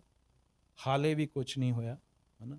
ਸੰਘਰਸ਼ ਜਿਹੜਾ ਹੈਗਾ ਉਹ ਚੜ੍ਹਦੀ ਕਲਾ 'ਚ ਹੈ, ਹੋਰ ਵੀ ਚੜ੍ਹਦੀ ਕਲਾ 'ਚ ਹੋ ਸਕਦਾ। ਮੈਂ ਚਾਹੁੰਦਾ ਕਿ ਮੇਰੇ ਲੋਕ ਜਿੱਤਣੇ ਚਾਹੀਦੇ ਆ, ਮੇਰੇ ਕਿਸਾਨ, ਮੇਰੇ ਮਜ਼ਦੂਰ ਜਿੱਤਣੇ ਚਾਹੀਦੇ ਆ, ਅਤੇ ਇਸ ਕਿਸਮ ਦੀਆਂ ਜਿਹੜੀਆਂ ਇੱਕ ਦੂਜੇ ਦਾ ਵਿਰੋਧ ਆ, ਉਹ ਨਹੀਂ ਹੋਣਾ ਚਾਹੀਦਾ। ਦੀਪ ਸਿੱਧੂ ਦੀ ਤੁਸੀਂ ਗੱਲ ਕੀਤੀ ਹੈ, ਤੁਹਾਡੀਆਂ ਫਿਲਮਾਂ ਨੂੰ ਲੋਕਾਂ ਨੇ ਬੜਾ ਮਕਬੂਲ ਕੀਤਾ, ਬੜਾ ਪਿਆਰ ਦਿੱਤਾ, ਅਤੇ ਬੰਬੇ ਦੇ ਵਿੱਚ ਬੈਠ ਕੇ ਦੀਪ ਸਿੱਧੂ ਹੁਣੀ 328 ਸਰੂਪਾਂ ਦੀ ਗੱਲ ਕਰਦੇ ਨੇ, ਸਿੱਖੀ ਦੀ ਗੱਲ ਕਰਦੇ ਨੇ, ਸਿੱਖੀ ਦੇ ਫਲਸਫੇ ਦੀ ਗੱਲ ਕਰਦੇ ਨੇ, ਅਤੇ ਇੱਕ ਮੋਰਚਾ ਬਿੰਨ ਦਿੰਦੇ ਨੇ ਸ਼ੰਭੂ ਤੋਂ। ਉਸ ਤੋਂ ਬਾਅਦ ਦਿੱਲੀ ਪਹੁੰਚਦੇ ਨੇ। ਪਰ ਦੂਜੀਆਂ ਧਿਰਾਂ ਨਾਲ, ਕਾਮਰੇਡ ਧਿਰਾਂ ਨਾਲ, ਜਾਂ ਜੋ ਸਾਡੇ ਜਥੇਬੰਦੀ ਦੇ ਆਗੂ ਨੇ, ਉਹਨਾਂ ਨਾਲ ਇੱਕ ਬਹੁਤ ਤਕਰਾਰ ਰਹਿੰਦੀ ਹੈ ਦੀਪ ਸਿੱਧੂ ਦੀ। ਮਤਲਬ ਅਸੀਂ ਸੋਸ਼ਲ ਮੀਡੀਆ 'ਤੇ ਵੀ ਦੇਖਦੇ ਹਾਂ ਵੀ ਉਹਨਾਂ ਦਾ ਆਪਸ ਦੇ ਵਿੱਚ ਬਹੁਤ ਤਕਰਾਰ ਹੈ। ਇਹ ਇੰਨੀ ਤਕਰਾਰ ਦਾ ਕੀ ਕਾਰਨ ਬਣਿਆ? ਇਹ ਉਹੀ ਕਾਰਨ ਹੈ ਜਿਹੜਾ ਆਪਾਂ ਪਹਿਲਾਂ ਗੱਲ ਕਰਦੇ। ਦੀਪ ਸਿੱਖ ਫਲਸਫੇ ਦੀ ਗੱਲ ਕਰਦਾ, ਹੈ ਨਾ, ਸਿੱਖ ਸ਼ਹੀਦਾਂ ਦੀ ਗੱਲ ਕਰਦਾ, ਇਸ ਲਹਿਰ ਪੰਜਾਬ ਖਾਤਰ ਜਿਹੜੀਆਂ ਲਹਿਰਾਂ ਸਿੱਖੀ ਦੇ ਨਿਸ਼ਾਨ ਸਾਹਿਬ ਥੱਲੇ ਲੜੀਆਂ ਗਈਆਂ, ਉਹਨਾਂ ਦੀ ਗੱਲ ਕਰਦਾ, ਜਾਂ ਆਪਣੇ ਆਪ ਨੂੰ ਉਹਨਾਂ ਦਾ ਪੈਰੋਕਾਰ ਹੋਣ ਦੀ ਗੱਲ ਕਰਦਾ। ਤਾਂ ਦੂਸਰੇ ਪਾਸੇ ਆ ਜਿਹੜੀ ਉਹ ਸਾਡੀ ਖੱਬੀ ਧਿਰ ਆ, ਜਿਹਦੀ ਆਪਾਂ ਪਹਿਲਾਂ ਗੱਲ ਕਰ ਚੁੱਕੇ ਹਾਂ, ਤਾਂ ਉਹਨਾਂ ਦਾ ਇਹ ਜਿਹੜਾ ਇੱਕ ਦੂਜੇ ਨਾਲ ਟਾਕਰਾ ਹੋ ਜਾਂਦਾ। ਔਰ ਉਸ ਟਾਕਰੇ ਦੇ ਵਿੱਚ ਕਈ ਵਾਰੀ ਬਹੁਤ ਹਲਕੀਆਂ ਗੱਲਾਂ ਵੀ ਹੋਈਆਂ ਨੇ, ਬਹੁਤ ਬਚਗਾਨਾ ਪੱਧਰ ਤੱਕ ਵੀ ਗਈਆਂ ਨੇ ਦੋਨੇ ਹੀ ਧਿਰਾਂ। ਅਤੇ ਜਿੱਦਾਂ ਹੁਣ ਤੁਸੀਂ ਦੇਖਿਆ ਹੋਣਾ, ਦੀਪ ਜਦੋਂ ਜੇਲ੍ਹ 'ਚੋਂ ਬਾਹਰ ਆਇਆ ਤਾਂ ਉਹਨੇ ਉਸ ਗੱਲ ਲਈ ਮਾਫ਼ੀ ਵੀ ਮੰਗੀ ਕਿ ਮੈਂ ਆਪਦੇ ਲੈਵਲ ਤੋਂ ਗਿਰ ਗਿਆ ਸੀਗਾ, ਆਪਣੀ ਭਾਸ਼ਾ ਤੋਂ ਗਿਰ ਗਿਆ ਸੀ, ਜਦੋਂ ਮੈਂ ਜਿਹੜੀ ਆ ਉਹ ਕਿਸਾਨ ਆਗੂਆਂ ਬਾਰੇ ਆਹ ਗੱਲ ਕੀਤੀ ਸੀ, ਉਹ ਮੈਨੂੰ ਕਰਨ ਦੀ ਇੱਥੇ ਲੋੜ ਨਹੀਂ, ਹੈ ਨਾ। ਅਤੇ ਮੈਨੂੰ ਉਹ ਗੱਲ ਉਹਦੀ ਠੀਕ ਲੱਗੀ, ਚੰਗੀ ਲੱਗੀ। ਪਰ ਮੈਂ ਪਹਿਲੇ ਦਿਨ ਤੋਂ ਇਹ ਕਹਿਣਾ ਕਿ ਦੀਪ ਸਿੱਧੂ ਨਾਲ ਮੇਰੀ ਇੱਕ ਨੇੜਤਾ ਜਿਹੜੀ ਉਹ ਪਰਿਵਾਰਕ ਤੌਰ 'ਤੇ ਵੀ ਆ, ਭਰਾਵਾਂ ਵਾਂਗੂ ਵੀ ਆ, ਇੱਕ ਡਾਇਰੈਕਟਰ ਨਾਲ ਜਿਹੜਾ ਇੱਕ ਐਕਟਰ ਦਾ ਰਿਸ਼ਤਾ ਹੁੰਦਾ, ਉਹ ਵੀ ਹੈ, ਸਾਡੀ ਇੱਕ ਟੀਮ ਹੈ। ਪਰ ਮੇਰਾ ਹੋਰ ਕੋਈ ਵੀ ਹਿੱਤ ਨਹੀਂ ਗਾ ਇਸ ਗੱਲ 'ਚ। ਇਹ ਨਹੀਂ ਗਾ ਕਿ ਜੇ ਦੀਪ ਸਿੱਧੂ ਕੋਈ ਬਹੁਤ ਵੱਡਾ ਲੀਡਰ ਬਣ ਗਿਆ, ਮੰਨ ਲਓ ਦੀਪ ਸਿੱਧੂ ਪੰਜਾਬ ਦਾ ਮੁੱਖ ਮੰਤਰੀ ਬਣ ਜੇ, ਤਾਂ ਮੈਂ ਉਹਦੇ ਹੱਕ 'ਚ ਨਹੀਂ ਹੋਊਂਗਾ। ਮੈਂ ਇਹ ਨਹੀਂ ਹੋਊਗਾ ਕਿ ਮੈਂ ਕੋਈ ਕਿਸੇ ਉਸੇ ਦੀ ਜਾਂ ਉਹਦੀ ਪਾਰਟੀ ਦੀ ਟਿਕਟ ਲੈ ਕੇ ਮੈਂ ਆਖਾਂ ਕਿ ਮੈਂ ਚਲੋ ਮੈਂ ਵੀ ਜਿੱਤ ਗਿਆ, ਹੁਣ ਮੈਨੂੰ ਤੁਸੀਂ ਸੱਭਿਆਚਾਰਕ ਮਾਮਲਿਆਂ ਦਾ ਮੰਤਰੀ ਬਣਾ ਦਿਓ ਜਾਂ ਮੈਨੂੰ ਤੁਸੀਂ ਕੋਈ ਸਿੱਖਿਆ ਮੰਤਰੀ ਬਣਾ ਦਿਓ। ਇੱਦਾਂ ਦੀ ਕੋਈ ਮੇਰਾ ਲਾਲਚ ਨਹੀਂ, ਨਾ ਮੇਰਾ ਹੈ। ਤਾਂ ਮੈਂ ਉੱਦਾਂ ਜਿਹੜਾ, ਕਿਉਂਕਿ ਮੇਰੀ ਕਵਿਤਾ ਜੋ ਕੁਛ ਵੀ ਮੈਂ ਲਿਖਦਾ ਉਹ ਸਟੇਟ ਦੇ ਸਥਾਪਤੀ ਦੇ ਹਮੇਸ਼ਾ ਹੀ ਖਿਲਾਫ ਆ ਅਤੇ ਲੋਕਾਂ ਦੇ ਹੱਕ 'ਚ। ਜੇ ਕੱਲ੍ਹ ਨੂੰ ਉਹਨਾਂ ਦੀ ਸਰਕਾਰ ਬਣ ਜੇ ਤਾਂ ਮੈਂ ਉਹਨਾਂ ਦੇ ਵੀ ਖਿਲਾਫ ਹੀ ਹੋਊਂਗਾ, ਉਹਨਾਂ ਦੇ ਹੱਕ 'ਚ ਨਹੀਂ ਹੋਊਂਗਾ ਮੈਂ। ਕਿਉਂਕਿ ਲੋਕ ਪੱਖੀ ਲੇਖਕ, ਕਲਾਕਾਰ, ਹੈ ਨਾ, ਗਵਈਏ, ਚਾਹੇ ਫਿਲਮਕਾਰ, ਉਹ ਕਦੇ ਵੀ ਸਟੇਟ ਦੇ ਹੱਕ ਦੇ ਵਿੱਚ ਨਹੀਂ ਹੁੰਦੇ ਅਤੇ ਨਾ ਹੀ ਉਹਨਾਂ ਨੂੰ ਹੋਣਾ ਚਾਹੀਦਾ। ਰਾਜ ਕਵੀ ਜਾਂ ਰਾਜ ਗਾਇਕ ਜਾਂ ਰਾਜ ਲੇਖਕ, ਇਹ ਸਾਰੀਆਂ ਚੀਜ਼ਾਂ ਤੋਂ ਮੈਨੂੰ ਬਹੁਤ ਜ਼ਿਆਦਾ ਨਫ਼ਰਤ ਆ, ਹੈ ਨਾ। ਮੈਂ ਇਹ ਕਹਿਣਾ ਹੁੰਦਾ ਕਿ ਅਸੀਂ ਲੋਕਾਂ ਦੇ ਹਾਂ, ਅਸੀਂ ਲੋਕਾਂ ਦੇ ਨਾਲ ਹੀ ਖੜਨਾ, ਅਸੀਂ ਲੋਕਾਂ ਦੇ ਲਈ ਲਿਖਣਾ, ਲੋਕਾਂ ਬਾਰੇ ਲਿਖਣਾ। ਅਤੇ ਜਿੱਥੇ ਲੋਕਾਂ ਦੇ ਅਤੇ ਸਟੇਟ ਦੇ ਖਿਲਾਫ ਲਾਈਨ ਖਿੱਚੀ ਗਈ, ਉਸ ਲਾਈਨ ਦੇ ਵਿੱਚ ਅਸੀਂ ਲੋਕਾਂ ਵਾਲੇ ਪਾਲੇ 'ਚ ਹਾਂ, ਮੈਂ ਸਰਕਾਰ ਵਾਲੇ ਪਾਲੇ 'ਚ ਨਹੀਂ। ਸਰਕਾਰ ਦੇ ਵਿੱਚ ਭਾਵੇਂ ਮੇਰੇ ਕਿੰਨੇ ਹੀ ਕਰੀਬੀ ਬੰਦੇ ਹੋਣ, ਪਰ ਜਿਸ ਦਿਨ ਉਹ ਸਟੇਟ ਬਣ ਜਾਂਦੇ ਨੇ, ਕੋਈ ਵੀ ਬੰਦਾ ਜਿੱਦਾਂ ਮੰਤਰੀ ਬਣ ਜਾਂਦਾ, ਉੱਦਾਂ ਉਹ ਸਾਡਾ ਨਹੀਂ ਗਾ ਰਹਿੰਦਾ। ਉਹ ਲੱਖ ਕੋਸ਼ਿਸ਼ ਕਰ ਲਈ ਇਸ ਸੈਟਅਪ ਦੇ ਵਿੱਚ, ਸਰਕਾਰਾਂ ਨੇ ਜਿਹੜੀਆਂ ਉਹ ਕਿਤੇ ਨਾ ਕਿਤੇ ਜਾ ਕੇ ਲੋਕ ਵਿਰੋਧੀ ਹੋ ਹੀ ਜਾਂਦੀਆਂ, ਹੈ ਨਾ। ਇਸ ਕਰਕੇ ਇਸ ਕਿਸਮ ਦਾ ਸਾਡਾ ਕੋਈ ਹਿੱਤ ਨਹੀਂ ਗਾ। ਮੈਂ ਦੀਪ ਸਿੱਧੂ ਦਾ ਸਾਥ ਦਿੱਤਾ ਜਾਂ ਦੇ ਰਿਹਾ ਤਾਂ ਉਹ ਇਸ ਕਰਕੇ ਹੈ ਕਿ ਮੈਨੂੰ ਪਤਾ ਕਿ ਉਹ ਇੱਕ ਸੱਚਾ ਬੰਦਾ ਹੈ ਨਾ। ਉਹ ਕਿਸੇ ਪਾਰਟੀ ਦਾ ਜਾਂ ਕਿਸੇ ਏਜੰਸੀ ਦਾ ਬੰਦਾ ਨਹੀਂ ਗਾ, ਹੈ ਨਾ। ਉਹ ਇੱਕ ਭਾਵੁਕ ਬੰਦਾ ਹੈ। ਉਸ ਭਾਵੁਕਤਾ ਦੇ ਵਿੱਚ ਉਹਨੇ ਪੜ੍ਹਿਆ, ਉਸ ਭਾਵੁਕਤਾ ਦੇ ਵਿੱਚ ਉਹ ਬਹੁਤ ਸਾਰੇ ਪੁਰਾਣੇ ਆਪਦੇ ਰਿਸ਼ਤੇ ਤੋੜ ਕੇ ਨਵੇਂ ਲੋਕਾਂ ਦੇ ਨਾਲ ਆ ਕੇ ਖੜ੍ਹਿਆ ਪੰਜਾਬ ਦੇ ਲਈ। ਇਸ ਕਰਕੇ ਮੈਂ ਉਹਦੇ ਨਾਲ ਹਾਂ, ਹੈ ਨਾ। ਅਤੇ ਹੁਣ ਪਿੱਛੇ ਜੇ ਕੋਈ ਉਹਦੀਆਂ ਫੋਟੋਆਂ ਜਿਹੀਆਂ ਪਾ ਕੇ ਕਹਿ ਦਿੰਦਾ ਜੀ ਇਹ ਫਲਾਨੇ ਅਕਾਲੀ ਦਲ, ਬੜੇ ਐਲੀਗੇਸ਼ਨ ਵੀ ਲੱਗਦੇ ਨੇ ਉਹਨਾਂ 'ਤੇ, ਚਾਹੇ BJP ਆ, RSS ਆ, ਸੰਨੀ ਦਿਓਲ ਨਾਲ ਆ। ਪੁਰਾਣੀਆਂ ਗੱਲਾਂ ਹੋ ਗਈਆਂ, ਉਹਨਾਂ ਬਾਰੇ ਤਾਂ ਹੁਣ ਬੋਲਣ ਦਾ, ਵਾਰ-ਵਾਰ ਬੋਲਣ ਦਾ ਕੋਈ ਫਾਇਦਾ ਨਹੀਂ। ਮੈਂ ਆਉਣ ਵਾਲੀ ਕੱਲ੍ਹ ਦੀ ਗੱਲ ਕਰਦਾ ਕਿ ਉਹ ਵੋਟਾਂ 'ਚ ਖੜ੍ਹਾ ਹੁੰਦਾ ਹੈ ਜਾਂ ਉਹ ਕਿਸੇ ਕਾਂਗਰਸ ਪਾਰਟੀ 'ਚ ਖੜ੍ਹਾ ਹੁੰਦਾ, ਚਾਹੇ ਉਹ ਕਿਸੇ ਅਕਾਲੀ ਪਾਰਟੀ 'ਚ ਖੜ੍ਹਾ ਹੁੰਦਾ, ਤਾਂ ਮੈਂ ਉਹਦੇ ਨਾਲ ਨਹੀਂ ਗਾ। ਇਹ ਅੱਜ ਗੱਲ ਤੁਹਾਨੂੰ ਮੈਂ ਕਹਿ ਰਿਹਾ, ਇਹ ਸਾਂਭ ਕੇ ਰੱਖ ਲਿਓ। ਹਾਂ, ਅਸੀਂ ਇੱਦਾਂ ਦੇ ਬੰਦੇ ਹੈ ਨਹੀਂ ਗੇ, ਮੈਂ ਇੱਦਾਂ ਦਾ ਬੰਦਾ ਨਹੀਂ ਗਾ। ਉਹਨਾਂ ਨੇ ਇਹ ਗੱਲ ਕਹੀ ਸੀਗੀ ਵੀ ਜੇ ਇਕੱਲੇ 3 ਕਾਲੇ ਕਾਨੂੰਨਾਂ ਦੀ ਗੱਲ ਹੈ ਤਾਂ ਮੈਂ ਕਦੇ ਬੰਬੇ ਛੱਡ ਕੇ ਨਹੀਂ ਆਉਂਦਾ। ਸ਼ਾਇਦ ਉਹਨਾਂ ਦਾ ਇਹੀ ਮਤਲਬ ਲੋਕਾਂ ਦੀ ਸੇਵਾ, ਚਲੋ ਉਹਨਾਂ ਦੇ ਮਨ ਦੇ ਵਿੱਚ ਤੁਸੀਂ ਕਿਹਾ ਵੀ ਉਹ ਸੱਚੇ ਪੱਕੇ ਨੇ ਅਤੇ ਇੱਕ ਵਧੀਆ ਮਤਲਬ ਫਲਸਫੇ ਨੂੰ, ਸਿੱਖੀ ਨੂੰ ਮੰਨਣ ਵਾਲੇ ਨੇ ਸ਼ਾਇਦ। ਪਰ ਉਹ ਮੈਨੂੰ ਲੱਗਦਾ ਵੀ ਧਿਰ ਕੱਢਣਾ ਚਾਹੁੰਦੇ ਸੀਗੇ, ਇੱਕ ਚੌਥੀ ਧਿਰ ਖੜ੍ਹੀ ਕਰਨਾ ਚਾਹੁੰਦੇ ਸੀਗੇ ਉਹ, ਕਿਉਂਕਿ ਜੇ ਤੁਸੀਂ ਸਫਾਈ ਕਰਨੀ ਹੈ ਤਾਂ ਤੁਹਾਨੂੰ ਮੈਦਾਨ ਦੇ ਵਿੱਚ ਉਤਰਨਾ ਪੈਣਾ। ਹਾਂ, ਉਹ ਧਿਰ ਪਰ ਰਾਜਨੀਤਿਕ ਨਹੀਂ ਹੋਊਗੀ, ਉਹ ਕੋਈ ਰਾਜਨੀਤਿਕ ਪ੍ਰਾਪਤੀ ਦੀ ਨਹੀਂ ਹੋਊਗੀ। ਇਹ ਨਹੀਂ ਹੋਊਗੀ ਕਿ ਅੱਜ ਕੋਈ ਪਾਰਟੀ ਬਣਾ ਕੇ 2022 ਦੀਆਂ ਇਲੈਕਸ਼ਨਾਂ ਲੜੀਆਂ ਜਾਣ, ਇੱਦਾਂ ਦਾ ਕੁਛ ਨਹੀਂ। ਜਿਵੇਂ ਆਪਾਂ ਪਹਿਲਾਂ ਗੱਲ ਕਰ ਰਹੇ ਸੀਗੇ ਆਫ ਦੀ ਰਿਕਾਰਡ ਜਿਹੜੀ ਗੱਲ ਕਰ ਰਹੇ ਸੀ, ਤਾਂ ਤੁਸੀਂ ਇਹ ਗੱਲ ਕੀਤੀ ਅਤੇ ਫਿਰ ਪੰਜਾਬ ਦਾ ਵੀ ਬਹੁਤ ਬੁਰਾ ਹਾਲ ਹੈ, ਫਿਰ ਇਹਦਾ ਕੀ ਬਣੂਗਾ। ਤਾਂ ਮੈਂ ਤੁਹਾਨੂੰ ਇਹ ਗੱਲ ਕਹੀ ਸੀ ਕਿ ਸਾਨੂੰ ਹੀ ਕੁਛ ਨਾ ਕੁਛ ਕਰਨਾ ਪਊਗਾ, ਔਰ ਅਸੀਂ ਸਾਰੇ ਹੀ ਕਰ ਰਹੇ ਹਾਂ। ਔਰ ਇਹ ਤੁਹਾਡੇ ਚੈਨਲ ਦੇ ਥਰੂ ਵੀ ਮੈਂ ਇਹੀ ਗੱਲ ਕਹਿਣੀ ਚਾਹੁੰਦਾ ਕਿ ਇਹ ਗੱਲ ਕਦੇ ਨਾ ਸੋਚੋ ਕਿ ਕੋਈ ਆਊਗਾ ਅਤੇ ਉਹ ਕੁਛ ਕਰੂਗਾ, ਜਾਦੂ ਦੀ ਕੋਈ ਛੜੀ ਘੁਮਾਊਗਾ ਜਾਂ ਕੋਈ, ਇਹ ਨਹੀਂ ਹੋਊਗਾ। ਉਹ ਜਿਹੜੇ ਆਏ ਸੀ ਉਹ ਆਪਦਾ ਕੰਮ ਕਰਕੇ ਚਲੇ ਗਏ। ਉਹ ਤੁਹਾਡੀ ਵਿਚਾਰਧਾਰਾ ਦੇ ਸੀ, ਚਾਹੇ ਕਿਸੇ ਹੋਰ ਵਿਚਾਰਧਾਰਾ 'ਤੇ ਸੀ, ਉਹ ਕੰਮ ਕਰਕੇ ਆਪਣੇ ਚਲੇ ਗਏ, ਹੈ ਨਾ। ਚਾਹੇ ਉਹ ਆਪਦੀ ਵਿਚਾਰਧਾਰਾ ਵਾਲੇ ਬੰਦੇ ਭਗਤ ਸਿੰਘ ਹੋਰਾਂ ਦਾ ਨਾਂ ਲੈਣ, ਚਾਹੇ ਦੂਜੀ ਵਿਚਾਰਧਾਰਾ ਵਾਲੇ ਉਹ ਸੰਤ ਜਰਨੈਲ ਸਿੰਘ ਭਿੰਡਰਾਂ ਵਾਲਿਆਂ ਦਾ ਨਾਂ ਲੈਣ। ਉਹਨਾਂ ਦੀਆਂ ਫੋਟੋਆਂ ਪਾ ਕੇ ਹੇਠਾਂ ਹੀ ਲਿਖਣ ਨਾਲ ਕੋਈ ਨਹੀਂ ਬਣਦਾ ਕਿ ਲੱਗਦਾ ਫੇਰ ਆਉਣਾ ਪਊ ਜਾਂ ਇੱਕ ਵਾਰੀ ਫੇਰ ਆ ਜਾ। ਇਹ ਸਾਰੀਆਂ ਵਾਹਿਆਤ ਨਿਰਾਰਥਕ ਗੱਲਾਂ ਨੇ। ਤੁਹਾਨੂੰ ਹੀ ਸਾਰਾ ਕੁਝ ਕਰਨਾ ਪਊਗਾ। ਜਿਸ ਤੁਹਾਡਾ ਵੀ ਹਰ ਬੰਦੇ ਦਾ ਇਹ ਫਰਜ਼ ਆ ਕਿ ਉਹ ਜਿਸ ਧਰਤੀ 'ਤੇ ਜਿਹੜੇ ਲੋਕਾਂ 'ਚ ਰਹਿ ਰਿਹਾ ਉਸ ਲੋਕਾਂ ਦੀ ਬਿਹਤਰੀ ਲਈ ਉਹਨਾਂ ਦੇ ਲਈ ਕੰਮ ਕਰੇ, ਹੈ ਨਾ। ਔਰ ਸਰਕਾਰਾਂ ਜੇ ਲੋਕ ਵਿਰੋਧੀ ਨੇ ਔਰ ਜਿਹੜੇ ਵੀ ਉਹਨਾਂ ਦੇ ਕਾਨੂੰਨ ਲੋਕ ਵਿਰੋਧੀ ਨੇ ਉਹਨਾਂ ਦਾ ਵਿਰੋਧ ਕਰੇ, ਹੈ ਨਾ। ਇਸ ਕਰਕੇ ਸਾਡੀ ਜਾਂ ਮੇਰੇ ਨਾਲ ਜੁੜੇ ਬੰਦਿਆਂ ਦੀ ਇਹ ਕੋਸ਼ਿਸ਼ ਆ, ਹੈ ਨਾ। ਦੀਪ ਸਿੱਧੂ ਦੀ ਵੀ ਇਹੀ ਕੋਸ਼ਿਸ਼ ਆ, ਹੈ ਨਾ, ਕਿ ਅਸੀਂ ਇੱਕ ਇਹੋ ਜਿਹਾ ਮਾਹੌਲ ਸਿਰਜੀਏ ਜਿਹੜਾ ਪੰਜਾਬ ਦੇ ਬਾਰੇ ਜੋ ਵੀ ਲੋਕ ਚਿੰਤਾ ਕਰਦੇ ਨੇ ਉਹ ਇੱਕ ਮੰਚ 'ਤੇ ਇਕੱਠੇ ਹੋ ਸਕਣ, ਪਰ ਕਿਸੇ ਕਿਸਮ ਦੀ ਕੋਈ ਰਾਜਨੀਤਿਕ ਪ੍ਰਾਪਤੀ ਦੇ ਲਾਲਚ ਤੋਂ ਬਿਨਾਂ, ਹੈ ਨਾ। ਹਾਲੇ ਨਹੀਂ ਇੱਦਾਂ ਦਾ ਅਸੀਂ ਕੁਛ ਵੀ ਸੋਚ ਸਕਦੇ, ਹੈ ਨਾ। ਮੈਂ ਤਾਂ ਖੈਰ ਕਦੇ ਵੀ ਨਹੀਂ ਸੋਚ ਸਕਦਾ ਕਿਉਂਕਿ ਮੈਂ ਤਾਂ ਇਸ ਫੀਲਡ ਦਾ ਬੰਦਾ ਹੀ ਹੈ ਨਹੀਂ ਗਾ। ਮੈਂ ਤਾਂ ਇੱਕ ਜ਼ਿੰਮੇਵਾਰ ਪੰਜਾਬੀ ਹਾਂ, ਹੈ ਨਾ। ਆਪਣੇ ਪੰਜਾਬ ਲਈ, ਆਪਣੇ ਧਰਮ ਦੇ ਲਈ ਜਾਂ ਆਪਣੇ ਇਤਿਹਾਸ ਦੇ ਲਈ ਚਿੰਤਾ ਕਰਨ ਵਾਲਾ ਬੰਦਾ ਹੈ। ਪਰ ਮੈਂ ਆਪਦਾ ਕੰਮ ਆ ਜਿਹੜਾ ਉਹ ਫਿਲਮਾਂ ਦੇ ਰਾਹੀਂ ਕਰਦਾ। ਮੈਂ ਹਮੇਸ਼ਾ ਫਿਲਮਕਾਰ ਹੀ ਰਹਿਣਾ। ਮੈਂ ਲੇਖਕ ਰਹਿਣਾ ਜਾਂ ਫਿਲਮਕਾਰ ਰਹਿਣਾ ਜਦੋਂ ਤੱਕ ਵੀ ਮੈਂ ਜਿਉਂਦੇ ਰਹਿਣਾ, ਹੈ ਨਾ। ਮੇਰਾ ਰਾਜਨੀਤੀ ਨਾਲ ਕੋਈ ਤਾਲੁਕ ਨਹੀਂ, ਪਰ ਮੈਨੂੰ ਪੰਜਾਬ ਦੀ ਚਿੰਤਾ ਜਿਹੜੀ ਆ, ਆਪਣੇ ਲੋਕਾਂ ਦੀ ਚਿੰਤਾ, ਆਪਣੇ ਕਿਸਾਨਾਂ ਦੀ ਚਿੰਤਾ, ਆਪਣੇ ਨੌਜਵਾਨਾਂ ਦੀ, ਬੇਰੁਜ਼ਗਾਰਾਂ ਦੀ ਚਿੰਤਾ ਹਮੇਸ਼ਾ ਹੀ ਰਹਿੰਦੀ ਹੈ ਔਰ ਹਮੇਸ਼ਾ ਹੀ ਮੈਂ ਕੰਮ ਕਰਦਾ ਰਿਹਾ ਜਿੰਨਾ ਵੀ ਮੈਂ ਕਰ ਸਕਦਾ, ਹੈ ਨਾ। ਅਤੇ ਇਹ ਕਰਦੇ ਰਹਿਣਾ ਚਾਹੀਦਾ ਸਾਨੂੰ ਸਾਰਿਆਂ ਨੂੰ, ਸਾਡੇ ਮੁੰਡਿਆਂ ਨੂੰ, ਤੁਹਾਨੂੰ ਸਾਰਿਆਂ ਨੂੰ ਦੇਖ ਕੇ ਮੈਨੂੰ ਬਹੁਤ ਚੰਗਾ ਲੱਗਿਆ ਜਦੋਂ ਦਿੱਲੀ ਮੋਰਚਾ ਸ਼ੁਰੂ ਹੋਇਆ। ਕਿੰਨੀ ਵੱਡੀ ਗਿਣਤੀ ਦੇ ਵਿੱਚ ਸਾਡੇ ਨੌਜਵਾਨ ਉੱਥੇ ਗਏ ਔਰ ਵਾਰ-ਵਾਰ ਸਾਰਿਆਂ ਨੇ ਇਹ ਕਿਹਾ ਕਿ ਉਹੀ ਨੌਜਵਾਨ ਨੇ ਜਿਨ੍ਹਾਂ ਨੂੰ ਤੁਸੀਂ ਕਹਿੰਦੇ ਸੀ ਕਿ ਇਹ ਤਾਂ ਨਸ਼ੇ ਕਰਨ ਲੱਗ ਗਏ, ਇਹ ਤਾਂ ਐਂ ਕਰਨ ਲੱਗ ਗਏ, ਪਰ ਉਹ ਦੇਖੋ ਕਿੰਨੀ ਵੱਡੀ ਗਿਣਤੀ ਦੇ ਵਿੱਚ ਉੱਥੇ ਖੜ੍ਹੇ ਹੋਏ ਅਤੇ ਉਹ ਅੱਜ ਵੀ ਖੜ੍ਹੇ ਨੇ, ਹੈ ਨਾ। ਉਹ ਸਟੇਟ ਦੇ ਖਿਲਾਫ ਉਹ ਲੜ ਰਹੇ ਨੇ। ਉਹ ਚਾਹੇ ਸਾਡਾ ਵੀਰ ਆ ਲੱਖਾ, ਹੈ ਨਾ, ਮੇਰੇ ਇਲਾਕੇ ਦਾ ਛੋਟਾ ਭਰਾ ਸਾਡਾ, ਬਠਿੰਡੇ ਇਲਾਕੇ ਦਾ, ਚਾਹੇ ਉਹ ਲੱਖੇ ਦੇ ਮਗਰ ਨੇ ਜਾਂ ਲੱਖੇ ਤੋਂ ਪ੍ਰਭਾਵਿਤ ਨੇ, ਚਾਹੇ ਉਹ ਦੀਪ ਸਿੱਧੂ ਤੋਂ ਪ੍ਰਭਾਵਿਤ ਨੇ, ਚਾਹੇ ਉਹ ਕਿਸੇ ਵੀ ਹੋਰ ਨੇਤਾ ਤੋਂ ਪ੍ਰਭਾਵਿਤ ਨੇ, ਚਾਹੇ ਉਹ ਰਾਜਨੀਤਿਕ ਜਿਹੜੀਆਂ ਗੈਰ ਰਾਜਨੀਤਿਕ ਜਿਹੜੀਆਂ ਸਾਡੀਆਂ ਕਿਸਾਨ ਜਥੇਬੰਦੀਆਂ ਨੇ, ਹੈ ਨਾ, ਉਹਨਾਂ ਦਾ ਕਾਡਰ ਆ ਉਹ।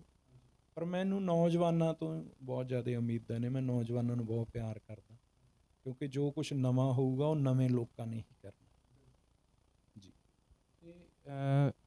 ਦੀਪ ਸਿੱਧੂ ਦੀ ਵੀ ਆਪਾਂ ਗੱਲ ਕੀਤੀ ਹੈ। 26 ਦੇ ਬੜੇ ਕੋਈ ਇੰਸੀਡੈਂਟ ਹੋਏ ਨੇ, ਤੁਸੀਂ ਦੇਖਿਆ ਵੀ ਮੋਰਚਾ ਆਪਣੇ ਪੂਰੇ ਪੀਕ 'ਤੇ ਵੀ ਗਿਆ ਅਤੇ 26 ਜਨਵਰੀ ਤੋਂ ਬਾਅਦ ਆ ਜਿਹੜਾ ਉਹ ਥੋੜ੍ਹਾ ਮਤਲਬ ਡਿਸਟਰੈਕਟ ਹੋਏ ਨੇ ਲੋਕ, ਥੋੜ੍ਹਾ ਜਿਹਾ ਥੱਲੇ ਨੂੰ ਆਇਆ ਅਤੇ ਹੁਣ ਮੇਰੇ ਹਿਸਾਬ ਨਾਲ 6ਵਾਂ ਮਹੀਨਾ ਜਿਹੜਾ ਆਪਣਾ ਮੋਰਚੇ ਦਾ ਚੱਲ ਪਿਆ ਅਤੇ ਲੋਕ ਵਾਢੀਆਂ ਕਰਕੇ ਪੰਜਾਬ ਵੀ ਆਏ ਨੇ। ਅੱਗੇ ਝੋਨੇ ਦਾ ਸੀਜ਼ਨ ਆ ਜਾਣਾ, ਲੰਬਾ ਚਲੇ ਗਿਆ, ਲੱਗਦਾ ਵੀ ਜਿੱਤ ਵੱਲ ਨੂੰ ਵੱਧ ਰਿਹਾ।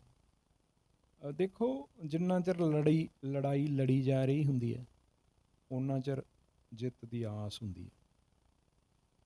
ਲੜਿਆ ਹੀ ਇਸ ਖਾਤਰ ਜਾ ਰਿਹਾ ਹੁੰਦਾ ਕਿ ਅਸੀਂ ਜਿੱਤ ਚਾਹੁੰਦੇ ਹੁੰਦੇ ਹਾਂ। ਇਸ ਕਰਕੇ ਜਿੰਨਾ ਚਿਰ ਸਾਡੇ ਕਿਸਾਨ ਜਾਂ ਸਾਡੀਆਂ ਕਿਸਾਨ ਜਥੇਬੰਦੀਆਂ ਲੜ ਰਹੀਆਂ ਨੇ ਓਨਾ ਚਿਰ ਜਿੱਤ ਦੀ ਵੀ ਆਸ। ਗੱਲ ਇਹ ਆ ਕਿ ਹੁਣ ਥੋੜ੍ਹਾ ਸਾਡੇ ਕਿਸਾਨ ਇੱਥੇ ਆ ਗਏ, ਪਹਿਲਾਂ ਕਣਕਾਂ ਵੱਢੀਆਂ, ਹੁਣ ਝੋਨੇ ਲਾਉਣਗੇ। ਇੱਥੋਂ ਫਿਰ ਵਿਹਲੇ ਹੋ ਕੇ, ਇਹ ਕੰਮ ਵੀ ਜ਼ਰੂਰੀ ਆ, ਫਿਰ ਵਾਪਸ ਉੱਥੇ ਮੋਰਚੇ 'ਤੇ ਜਾਣਾ ਚਾਹੀਦਾ ਔਰ ਪੂਰੇ ਨੌਜਵਾਨਾਂ ਨੂੰ ਵੀ ਜਾਣਾ ਚਾਹੀਦਾ ਜਿਹੜੇ ਪੰਜਾਬ ਦੇ ਵਿੱਚ ਪਹਿਲਾਂ ਥੋੜ੍ਹੇ ਜਿਹੇ ਨਿਰਾਸ਼ ਹੋ ਗਏ ਸੀਗੇ, ਉਹਨਾਂ ਨੂੰ ਵਾਪਸ ਜਾਣਾ ਚਾਹੀਦਾ ਉੱਥੇ। ਅਤੇ ਕਿਸਾਨ ਆਗੂਆਂ ਨੂੰ ਵੀ ਜਿਹੜਾ ਹੈਗਾ ਉਹ ਨਵੇਂ ਪ੍ਰੋਗਰਾਮ ਦੇਣੇ ਚਾਹੀਦੇ ਨੇ, ਹੈ ਨਾ। ਉਹ ਮੈਂ ਤਾਂ ਕੁਛ ਨਹੀਂ ਉਹਨਾਂ ਨੂੰ ਕਹਿਣ ਵਾਲਾ, ਉਹ ਤਾਂ ਬਹੁਤ ਸਿਆਣੇ ਨੇ, ਬਹੁਤ ਵੱਡੇ ਨੇ ਸਾਰੇ ਜਿਹੜੇ ਵੀ ਆਗੂ ਨੇ, ਉਹਨਾਂ ਨੂੰ ਨਵੇਂ ਪ੍ਰੋਗਰਾਮ ਦੇਣੇ ਚਾਹੀਦੇ ਨੇ, ਹੈ ਨਾ। ਇਸ ਕਰਕੇ ਸਰਗਰਮੀ ਆ ਜਿਹੜੀ ਉਹ ਮੈਨੂੰ ਲੱਗਦਾ ਕਿ ਆਹ 15-20 ਦਿਨਾਂ ਬਾਅਦ ਫਿਰ ਤੇਜ਼ ਹੋਊਗੀ, ਇਹਦਾ ਮੈਨੂੰ ਯਕੀਨ ਆ। ਔਰ ਜੇ ਸਰਗਰਮੀ ਤੇਜ਼ ਹੋਊਗੀ ਤਾਂ ਸਾਡਾ ਜਿਹੜਾ ਹੈ ਅੰਦੋਲਨ ਤੇਜ਼ ਹੋਊਗਾ। ਅਤੇ ਅੰਦੋਲਨ ਜਦੋਂ ਵੀ ਪੰਜਾਬ ਨੇ ਇੱਦਾਂ ਦਾ ਕੋਈ ਵੀ ਅੰਦੋਲਨ ਅਸੀਂ ਜਦੋਂ ਲੜਦੇ ਹਾਂ ਤਾਂ ਇੱਕ ਪੰਜਾਬ ਦਾ ਜਾਂ ਪੰਜਾਬੀਆਂ ਦਾ ਜਜ਼ਬਾ ਜਿਹੜਾ ਉਹ ਪੂਰੀ ਦੁਨੀਆ ਤੋਂ ਵੱਖਰਾ ਹੁੰਦਾ, ਉਹ ਅਸੀਂ ਪਹਿਲਾਂ ਹੀ ਦਿਖਾ ਚੁੱਕੇ ਹਾਂ। ਅਤੇ ਯਕੀਨਨ ਸਾਡੀ ਜਿੱਤ ਹੋਊਗੀ। ਜਿੱਤ ਦੇ ਰੂਪ ਦੇ ਵਿੱਚ ਫਰਕ ਹੋ ਸਕਦਾ ਪਰ ਜਿੱਤ ਹੋਊਗੀ, ਇਹ ਮੈਨੂੰ ਯਕੀਨ ਹੈ ਇਸ ਗੱਲ ਦਾ। ਨੌਜਵਾਨਾਂ ਦੀ ਗੱਲ ਕੀਤੀ ਹੈ, ਨੌਜਵਾਨ ਦੇਖਿਆ ਵੀ ਨਿਰਾਸ਼ ਵੀ ਹੋਏ ਨੇ। ਅਤੇ ਦੇਖੋ, ਵਿਚਾਰਕ ਮਤਭੇਦ ਹੋਣੇ ਇੱਕ ਆਪਸ ਦੇ ਵਿੱਚ ਉਹ ਇੱਕ ਡਿਫਰੈਂਟ ਗੱਲ ਹੈ, ਪਰ ਤਕਰਾਰ ਹੋਣੀ ਇੰਨੇ ਵੱਡੇ ਪੱਧਰ 'ਤੇ ਅਤੇ ਇੱਕ ਦੂਜੇ ਦੇ ਨਾਲ ਪਰ ਮਾਈਕ ਫੜ ਕੇ ਕਹਿਣਾ ਵੀ ਅਸੀਂ ਇੱਕ ਆ, ਇੱਕ ਇਹਦਾ ਹੋਕਾ ਦੇਣਾ, ਪਰ ਜਿਹੜੇ ਪਿੱਛੇ ਪਿਕਚਰ ਚੱਲ ਰਹੀ ਹੈ ਉਹ ਕੁਛ ਹੋਰ ਹੈ। ਅਤੇ ਇਹਨਾਂ ਚੀਜ਼ਾਂ ਨੇ ਤੁਹਾਨੂੰ ਕੀ ਲੱਗਦਾ ਵੀ ਕੀ ਇੰਪੈਕਟ ਪਾਇਆ ਸਾਡੇ ਮੋਰਚੇ 'ਤੇ, ਜਿਹੜਾ ਇੰਨਾ ਜ਼ਿਆਦਾ ਇੱਕ ਦੂਜੇ 'ਤੇ ਦੂਸ਼ਣਬਾਜ਼ੀ ਹੋਈ? ਦੂਸ਼ਣਬਾਜ਼ੀ ਨਹੀਂ ਹੋਣੀ ਚਾਹੀਦੀ। ਅਸਲ ਦੇ ਵਿੱਚ ਸਾਡੇ ਲੋਕਾਂ ਦੀ ਪ੍ਰੋਬਲਮ ਇਹ ਆ, ਨੌਜਵਾਨਾਂ ਦੀ ਵੀ ਆ ਇਹ, ਕਿ ਉਹ ਪੜ੍ਹਦੇ ਨਹੀਂ ਗੇ। ਪੜ੍ਹਨਾ ਬਹੁਤ ਜ਼ਰੂਰੀ ਆ, ਹੈ ਨਾ। ਪਹਿਲਾਂ ਲੋਕ ਲਹਿਰਾਂ ਦਾ ਇਤਿਹਾਸ, ਹੈ ਨਾ, ਸਾਡਾ ਸਿੱਖੀ ਦਾ ਇਤਿਹਾਸ, ਸਾਡਾ ਫਲਸਫਾ ਕੀ ਆ, ਸਾਡੇ ਯੋਧੇ ਪਹਿਲਾਂ ਕਿਵੇਂ ਲੜੇ, ਕਿਵੇਂ ਸ਼ਹੀਦ ਹੋਏ, ਜਾਂ ਖੱਬੇ ਪੱਖੀ ਲਹਿਰਾਂ ਦਾ ਵੀ ਕੀ ਇਤਿਹਾਸ ਆ, ਹੈ ਨਾ। ਤੁਸੀਂ ਬਹੁਤ ਜਦੋਂ ਸਿਆਣੇ ਹੁੰਦੇ ਹੋ, ਪੜ੍ਹੇ ਲਿਖੇ ਹੁੰਦੇ ਹੋ, ਤਾਂ ਤੁਹਾਡੀ ਬਹਿਸ ਤੋਂ ਪਤਾ ਲੱਗ ਜਾਂਦਾ। ਉਹ ਬਹਿਸ ਵਿਚਾਰ ਵਟਾਂਦਰਾ ਹੁੰਦੀ ਹੈ। ਜਦੋਂ ਤੁਸੀਂ ਪੜ੍ਹੇ ਲਿਖੇ ਨਹੀਂ ਹੁੰਦੇ, ਸਿਆਣੇ ਨਹੀਂ ਹੁੰਦੇ, ਫਿਰ ਉਹ ਦੂਸ਼ਣਬਾਜ਼ੀ ਬਣ ਜਾਂਦੀ ਹੈ। ਹੁੰਦੀ ਉਹੀ ਹੈ, ਹੁੰਦਾ ਉਹ ਵਿਚਾਰ ਵਟਾਂਦਰਾ ਹੀ ਆ, ਫਿਰ ਉਹ ਬਹਿਸ ਬਣ ਜਾਂਦਾ, ਫਿਰ ਉਹ ਦੂਸ਼ਣਬਾਜ਼ੀ ਬਣ ਜਾਂਦਾ। ਇਹ ਅਸਲ 'ਚ ਪ੍ਰੋਬਲਮ ਇਹ ਹੈ ਕਿ ਤੁਸੀਂ ਸਿਧਾਂਤਕ ਤੌਰ 'ਤੇ ਪ੍ਰਪੱਕ ਨਹੀਂ ਹੁੰਦੇ, ਹੈ ਨਾ। ਸਾਡੀਆਂ ਜਿਹੜੀਆਂ ਧਿਰਾਂ ਸਿਧਾਂਤਕ ਤੌਰ 'ਤੇ ਪ੍ਰਪੱਕ ਨਹੀਂ, ਉਹ ਫਿਰ ਇੱਕ ਦੂਜੇ ਨੂੰ ਦੂਸ਼ਣਬਾਜ਼ੀ 'ਤੇ ਉੱਤਰ ਆਉਂਦੇ ਨੇ, ਹੈ ਨਾ। ਗਦਾਰਾਂ ਦੇ ਫਤਵੇ ਦੇਣੇ ਜਾਂ ਹੋਰ ਇੱਦਾਂ ਦਾ ਕੁਛ ਕਰਨਾ, ਇਹ ਸਾਰਾ ਕੁਛ ਆ ਜਿਹੜਾ ਇਹ ਮੰਦਭਾਗਾ ਹੈ। ਪਰ ਅਗਰ ਮੋਰਚਾ ਫੇਰ ਰੰਗਤ ਫੜੇ ਆਪਦੀ, ਸਾਰਾ ਕੁਛ ਦੁਬਾਰਾ ਤੋਂ ਲੀਹ 'ਤੇ ਆਵੇ, ਤਾਂ ਮੈਨੂੰ ਲੱਗਦਾ ਇਹ ਸਾਰੀਆਂ ਗੱਲਾਂ ਫਿਰ ਅਸੀਂ ਭੁੱਲ ਜਾਵਾਂਗੇ। ਬਹੁਤ ਛੋਟੀਆਂ ਗੱਲਾਂ ਨੇ। 26 ਜਨਵਰੀ ਦੇ ਇੰਸੀਡੈਂਟ ਨੂੰ ਕਿਵੇਂ ਦੇਖਦੇ ਹੋ ਤੁਸੀਂ? ਉਹ ਹਰੇਕ ਵਿਦਵਾਨ ਨੇ ਜਾਂ ਜੋ ਵੀ ਕੋਈ ਸਿੱਖ ਚਿੰਤਕ ਹੈ, ਸੁਸਾਇਟੀ ਨੂੰ ਪਿਆਰ ਕਰਨ ਵਾਲਾ, ਲੋਕਾਂ ਲਈ ਕੁਛ ਕਰਨ ਵਾਲਾ, ਉਹਨਾਂ ਨੇ ਸਾਰਿਆਂ ਨੇ ਆਪਣੇ ਆਪਣੀਆਂ ਵਿਚਾਰ ਦਿੱਤੇ ਨੇ। ਕਈਆਂ ਨੇ ਉਹਨੂੰ ਕਿਹਾ ਵੀ ਸਹੀ ਹੋਇਆ, ਕਈਆਂ ਨੇ ਕਿਹਾ ਗਲਤ ਹੋਇਆ। ਤੁਹਾਡੇ ਕੀ ਵਿਚਾਰ ਨੇ? ਮੈਂ ਇੱਕੋ ਹੀ ਗੱਲ ਕਹਿਣਾ ਕਿ ਜੋ ਕੁਛ ਕੀਤਾ ਗਿਆ, ਚਾਹੇ ਉਹ ਦੀਪ ਸਿੱਧੂ, ਚਾਹੇ ਇਹਦੇ ਨਾਲ ਕੁਛ ਹੋਰ ਲੋਕ ਸੀ, ਉਹਨਾਂ ਨੇ ਕੀਤਾ, ਉਸ ਵਕਤ ਸਾਡੀਆਂ ਕਿਸਾਨ ਜਥੇਬੰਦੀਆਂ ਨੂੰ ਸਟੈਂਡ ਲੈਣਾ ਚਾਹੀਦਾ ਸੀ। ਉਹ ਬਜ਼ੁਰਗ ਨੇ, ਉਹ ਵੱਡੇ ਨੇ, ਸਤਿਕਾਰਯੋਗ ਨੇ, ਉਹਨਾਂ ਨੂੰ ਇਹ ਗੱਲ ਚਾਹੀਦੀ ਸੀ ਕਿ ਸਾਡੇ ਹੀ ਮੁੰਡੇ ਨੇ, ਕੋਈ ਗੱਲ ਨਹੀਂ। ਸਰਕਾਰ ਤਾਂ ਬੋਲੀ ਨਹੀਂ 2 ਦਿਨ। ਸਾਡੇ ਵਾਲੇ ਆਪ ਹੀ ਜਿਹੜੇ ਸੀਗੇ, ਉਹਨਾਂ ਨੇ ਫੇਸਬੁੱਕ 'ਤੇ ਮਤਲਬ ਗਾਲਾਂ ਦੇਣੀਆਂ ਸ਼ੁਰੂ ਕਰਤੀਆਂ, ਅਤੇ ਮੈਨੂੰ ਵੀ ਗਾਲਾਂ ਕੱਢੀਆਂ, ਇਨਬੌਕਸ ਵੀ ਕੀਤੇ ਕਿ ਤੂੰ ਦੀਪ ਸਿੱਧੂ ਦੇ ਨਾਲ ਹੁੰਦਾ ਸੀ, ਤੈਨੂੰ ਵੀ ਦੇਖਾਂਗੇ। ਪਰ ਉਸ ਵਕਤ ਜਿਹੜੀ ਆ ਉਹ ਸਟੈਂਡ ਨਹੀਂ ਲਿਆ ਸਾਡੀਆਂ ਕਿਸਾਨ ਜਥੇਬੰਦੀਆਂ ਨੇ। ਵੱਡੇ ਲੀਡਰਾਂ ਨੇ, ਜਿਹੜੇ ਉਹ ਬਹੁਤ ਵੱਡੇ ਲੀਡਰ ਆ, ਜਿਨ੍ਹਾਂ ਦੇ ਬਿਆਨ ਦਾ ਕੋਈ ਅਰਥ ਸੀ, ਉਹ ਕਹਿ ਦਿੰਦੇ ਕਿ ਕੋਈ ਨਹੀਂ, ਇਹ ਸਾਡੇ ਹੀ ਬੱਚੇ ਨੇ, ਅਸੀਂ ਲਾਲ ਕਿਲ੍ਹੇ ਆਉਂਦੇ ਹਾਂ, ਇਹ ਸਾਡੇ ਹੀ ਸੰਘਰਸ਼ ਦਾ ਹਿੱਸਾ। ਉੱਥੇ ਪਹੁੰਚਦੇ, ਹੈ ਨਾ, ਤਾਂ ਗੱਲ ਹੋਰ ਹੋਣੀ ਸੀ, ਪ੍ਰੈਸ਼ਰ ਬਣਨਾ ਸੀ। ਕਿਉਂਕਿ ਜਦੋਂ ਤੁਸੀਂ ਆਪਣੇ ਬਿਆਨਾਂ 'ਚ ਇਹ ਕਹੋਗੇ ਕਿ ਦਿੱਲੀ ਦੀ ਹਿੱਕ 'ਤੇ ਟਰੈਕਟਰ ਚਲਾਵਾਂਗੇ, ਦਿੱਲੀ ਦੀ ਹਿੱਕ ਤਾਂ ਫਿਰ ਲਾਲ ਕਿਲ੍ਹਾ ਹੀ ਆ। ਮਤਲਬ ਬਾਹਰ ਤੁਸੀਂ ਫਿਰਦੇ ਰਹੋਗੇ, ਉਹਦਾ ਤਾਂ ਕੋਈ ਫਾਇਦਾ ਨਹੀਂ। ਜਿਵੇਂ ਦਿੱਲੀ ਦੀਆਂ ਆਊਟਰ ਰੋਡ 'ਤੇ ਜਿਹੜੀ ਇਹ ਗੱਲ, ਕਿਉਂਕਿ ਪਹਿਲਾਂ ਤੁਸੀਂ ਕਿਹਾ ਕਿ ਦਿੱਲੀ ਟਰੈਕਟਰ ਮਾਰਚ ਕੀਤਾ ਜਾਊਗਾ, ਦਿੱਲੀ ਦੀ ਹਿੱਕ 'ਤੇ ਟਰੈਕਟਰ ਚਲਾਵਾਂਗੇ, ਤਾਂ ਫਿਰ ਚਲਾ ਲਿਆ ਸੀਗਾ। ਚਲੋ ਜਵਾਕਾਂ ਨੇ ਤਾਂ ਕਹਿ ਦਿੰਦੇ ਕੋਈ ਨਹੀਂ, ਸਾਡੇ ਹੀ ਆ ਜਵਾਕ, ਕੋਈ ਗੱਲ ਨਹੀਂ, ਹੈ ਨਾ। ਬਾਅਦ ਦੇ ਵਿੱਚ ਉਹਨਾਂ ਨੂੰ ਵੀ ਝਿੜਕਾ ਝੰਬਾ ਕੀਤਾ ਜਾ ਸਕਦਾ ਸੀ, ਪਰ ਉਹਨਾਂ ਨੂੰ ਛੱਡ ਦਿੱਤਾ ਗਿਆ। ਬਹੁਤ ਮਤਲਬ ਜੇਲ੍ਹਾਂ 'ਚ ਵੀ ਗਏ, ਬਾਅਦ 'ਚ ਛੁਡਾ ਕੇ ਵੀ ਲਿਆਂਦੇ। ਦੀਪ ਸਿੱਧੂ ਵੀ ਉਹਨਾਂ 'ਚੋਂ ਇੱਕ ਹੀ ਸੀਗਾ।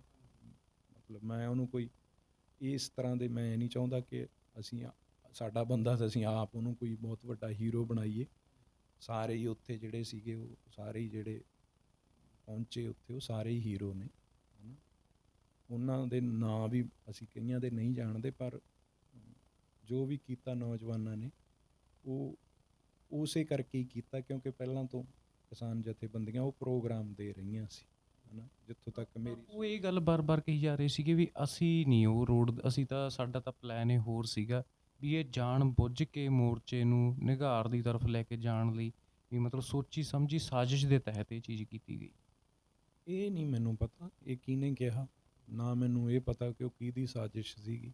ਇਹ ਤਾਂ ਫਿਰ ਮਤਲਬ ਤੁਸੀਂ ਉਹਨਾਂ ਦੀਆਂ ਮੈਂ ਸਾਰੀਆਂ ਕਲਿੱਪਸ ਦੇਖੀਆਂ ਨੇ, ਜਿੰਨੇ ਵੀ ਲੀਡਰਾਂ ਨੇ ਕਿਹਾ ਸੀ ਕਿ ਲਾਲ ਕਿਲ੍ਹੇ ਉੱਥੇ ਜਾਵਾਂਗੇ, ਹੈ ਨਾ, ਅਤੇ ਬਾਅਦ ਦੇ ਵਿੱਚ ਵੀ ਮੈਂ ਦੇਖੀਆਂ ਨੇ, ਹੈ ਨਾ।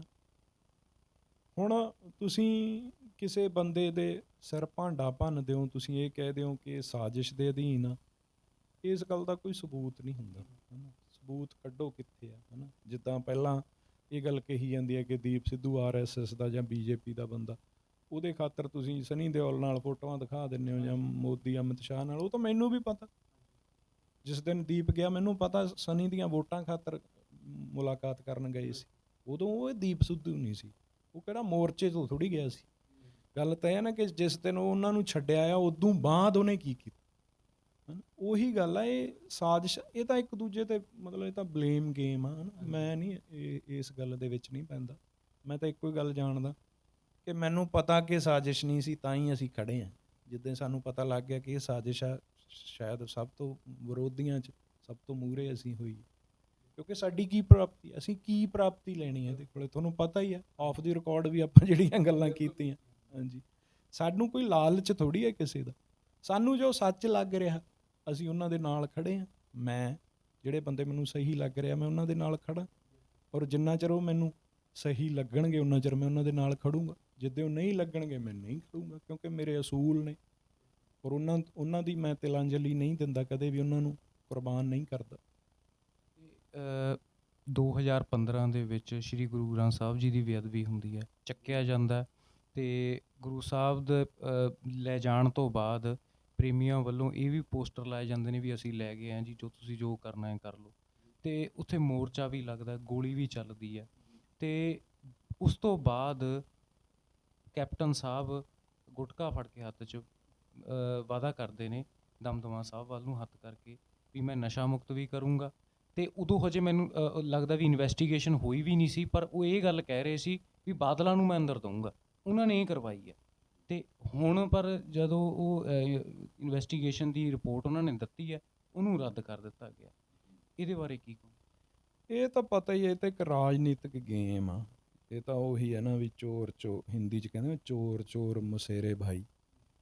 ਉਸ ਵਕਤ ਵੋਟਾਂ ਲੈਣੀਆਂ ਸੀ, ਹੈ ਨਾ, ਬਾਦਲਾਂ ਦੇ ਖਿਲਾਫ ਬੋਲੇ ਕੈਪਟਨ ਸਾਹਿਬ। ਹੁਣ ਉਹ ਕੁਰਸੀ 'ਤੇ ਕਾਬਜ਼ ਨੇ, ਹੁਣ ਉਹ ਇਹ ਰਾਜਨੀਤਿਕ ਪਾਰਟੀਆਂ ਇਹੋ ਜਿਹੀਆਂ ਹੀ ਹੁੰਦੀਆਂ ਨੇ, ਇਹਨਾਂ ਦਾ ਇੱਦਾਂ ਦਾ ਕੋਈ ਵਿਰੋਧ ਨਹੀਂ ਹੁੰਦਾ।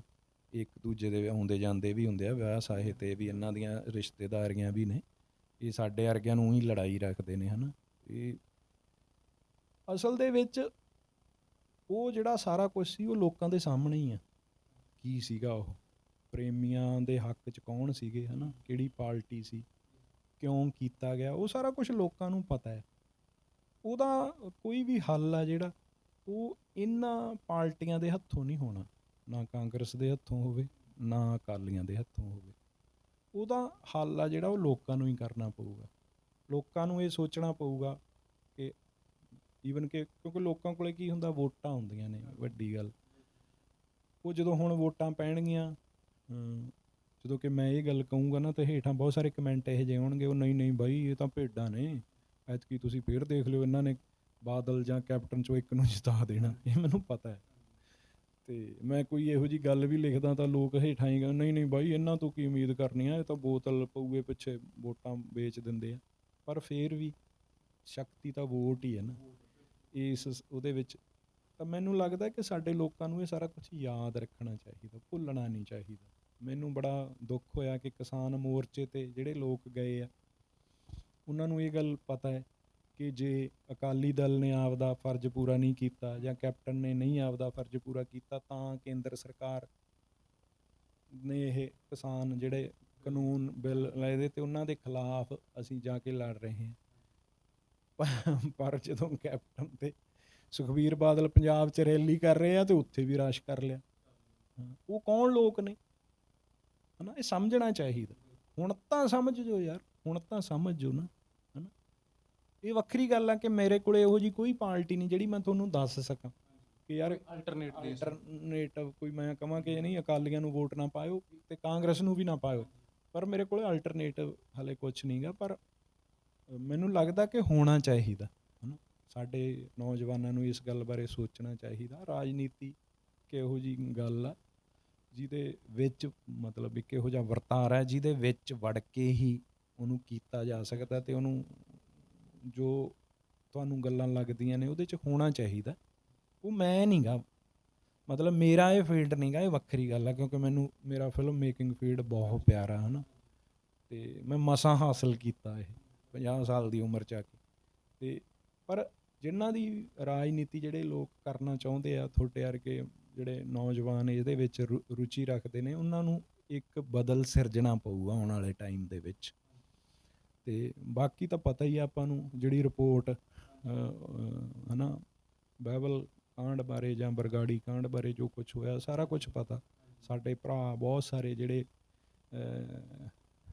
ਸਾਡੇ ਸਿੰਘ ਜਿਹੜੇ ਉਸ ਮੋਰਚੇ ਦੇ ਵਿੱਚ ਲੜੇ, ਉਹਨਾਂ ਨੇ ਕੀ ਕੀ ਝੱਲਿਆ, ਉਹ ਸਾਰੀਆਂ ਗੱਲਾਂ ਮੇਰੇ ਨਾਲ ਹੁੰਦੀਆਂ ਰਹਿੰਦੀਆਂ ਨੇ ਉਹਨਾਂ ਦੀਆਂ, ਜਾਂ ਕੀ ਕੀ ਹੋਇਆ ਮੈਂ ਵੇਖਿਆ ਵੀ ਆ, ਉਹ ਸੁਣਿਆ ਵੀ ਆ, ਪੜ੍ਹਿਆ ਵੀ ਆ, ਔਰ ਸਾਰੇ ਪੰਜਾਬੀਆਂ ਨੂੰ ਵੀ ਪਤਾ ਹੀ ਆ। ਉਹ ਕੋਈ ਲੁਕਵੀਂ ਗੱਲ ਨਹੀਂ ਗੀ ਹੁਣ ਜੀ। ਕਰੋਨਾ ਦੀ ਮਹਾਮਾਰੀ ਵੀ ਦੁਬਾਰਾ ਜਿਹੜੀ ਸੈਕੰਡ ਵੇਵ ਹੈ ਉਹ ਡੈਡਲੀ ਹੋ ਗਈ ਹੈ, ਇੱਕ ਮਿਊਟੇਸ਼ਨ ਕਰਕੇ ਕਹਿੰਦੇ ਨੇ, ਕੋਈ ਬ੍ਰਾਜ਼ੀਲ ਦਾ ਜਿਹੜਾ ਇਹ ਕੋਈ ਯੂਕੇ ਦਾ ਵਾਇਰਸ ਹੈ, ਅਤੇ ਪ੍ਰਸ਼ਾਸਨ ਸਖਤਾਈ ਕਰੀ ਜਾ ਰਿਹਾ ਹੈ। ਅਤੇ ਕਰੋਨਾ ਦੀ ਮਹਾਮਾਰੀ ਵੀ ਵੱਖ-ਵੱਖ ਧਾਰਨਾਵਾਂ ਜਿਹੜੀਆਂ ਬਣਾਈਆਂ ਹੋਈਆਂ, ਲੋਕ ਕਹਿੰਦੇ ਨੇ ਕੋਈ ਐਗਜ਼ਿਸਟ ਕਰਦਾ ਹੈ, ਕੋਈ ਨਹੀਂ ਐਗਜ਼ਿਸਟ ਕਰਦਾ, ਇਹਦੇ ਬਾਰੇ ਕੀ?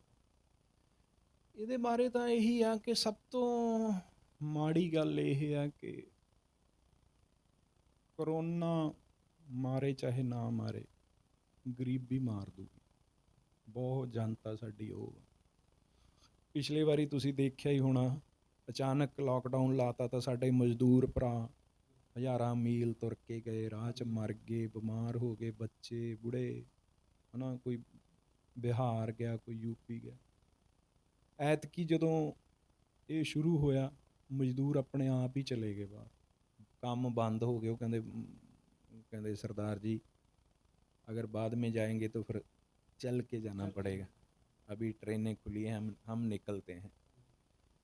तो ਉਹ ਨਿਕਲ ਗਏ ਜਿਹੜੇ, ਜਾਂ ਜਿਹੜੇ ਬੈਠੇ ਵੀ ਆ ਸਾਡੇ ਵਰਗੇ, ਅਸੀਂ ਵੀ ਮਜ਼ਦੂਰ ਹੀ ਹਾਂ, ਸਾਡਾ ਕੰਮ ਵੀ ਬੰਦ ਆ ਹੈ ਨਾ, ਸਾਡੀਆਂ ਫਿਲਮਾਂ ਨਹੀਂ ਬਣ ਰਹੀਆਂ, ਸਾਡੀਆਂ ਫਿਲਮਾਂ ਬਣੀਆਂ ਜਿਹੜੀਆਂ ਉਹ ਰਿਲੀਜ਼ ਨਹੀਂ ਹੋ ਰਹੀਆਂ, ਜਾਂ ਜਿਹੜੇ ਸੱਚਮੁੱਚ ਗਰੀਬ ਨੇ, ਜਿਹੜੇ ਹੱਥੀਂ ਕੰਮ ਕਰਦੇ ਨੇ, ਕਿਰਤ ਕਰਦੇ ਨੇ, ਸਾਡੇ ਪੰਜਾਬੀ ਭਰਾ, ਸਾਡੇ ਦੁਕਾਨਦਾਰ ਛੋਟੇ, ਉਹਨਾਂ ਲਈ ਬਹੁਤ ਔਖਾ। ਸਾਡੇ ਬੱਚੇ ਸਕੂਲ ਬੰਦ ਨੇ ਹੈ ਨਾ, ਉਹਨਾਂ ਦੇ ਪੇਪਰ ਨਹੀਂ ਹੋ ਰਹੇ।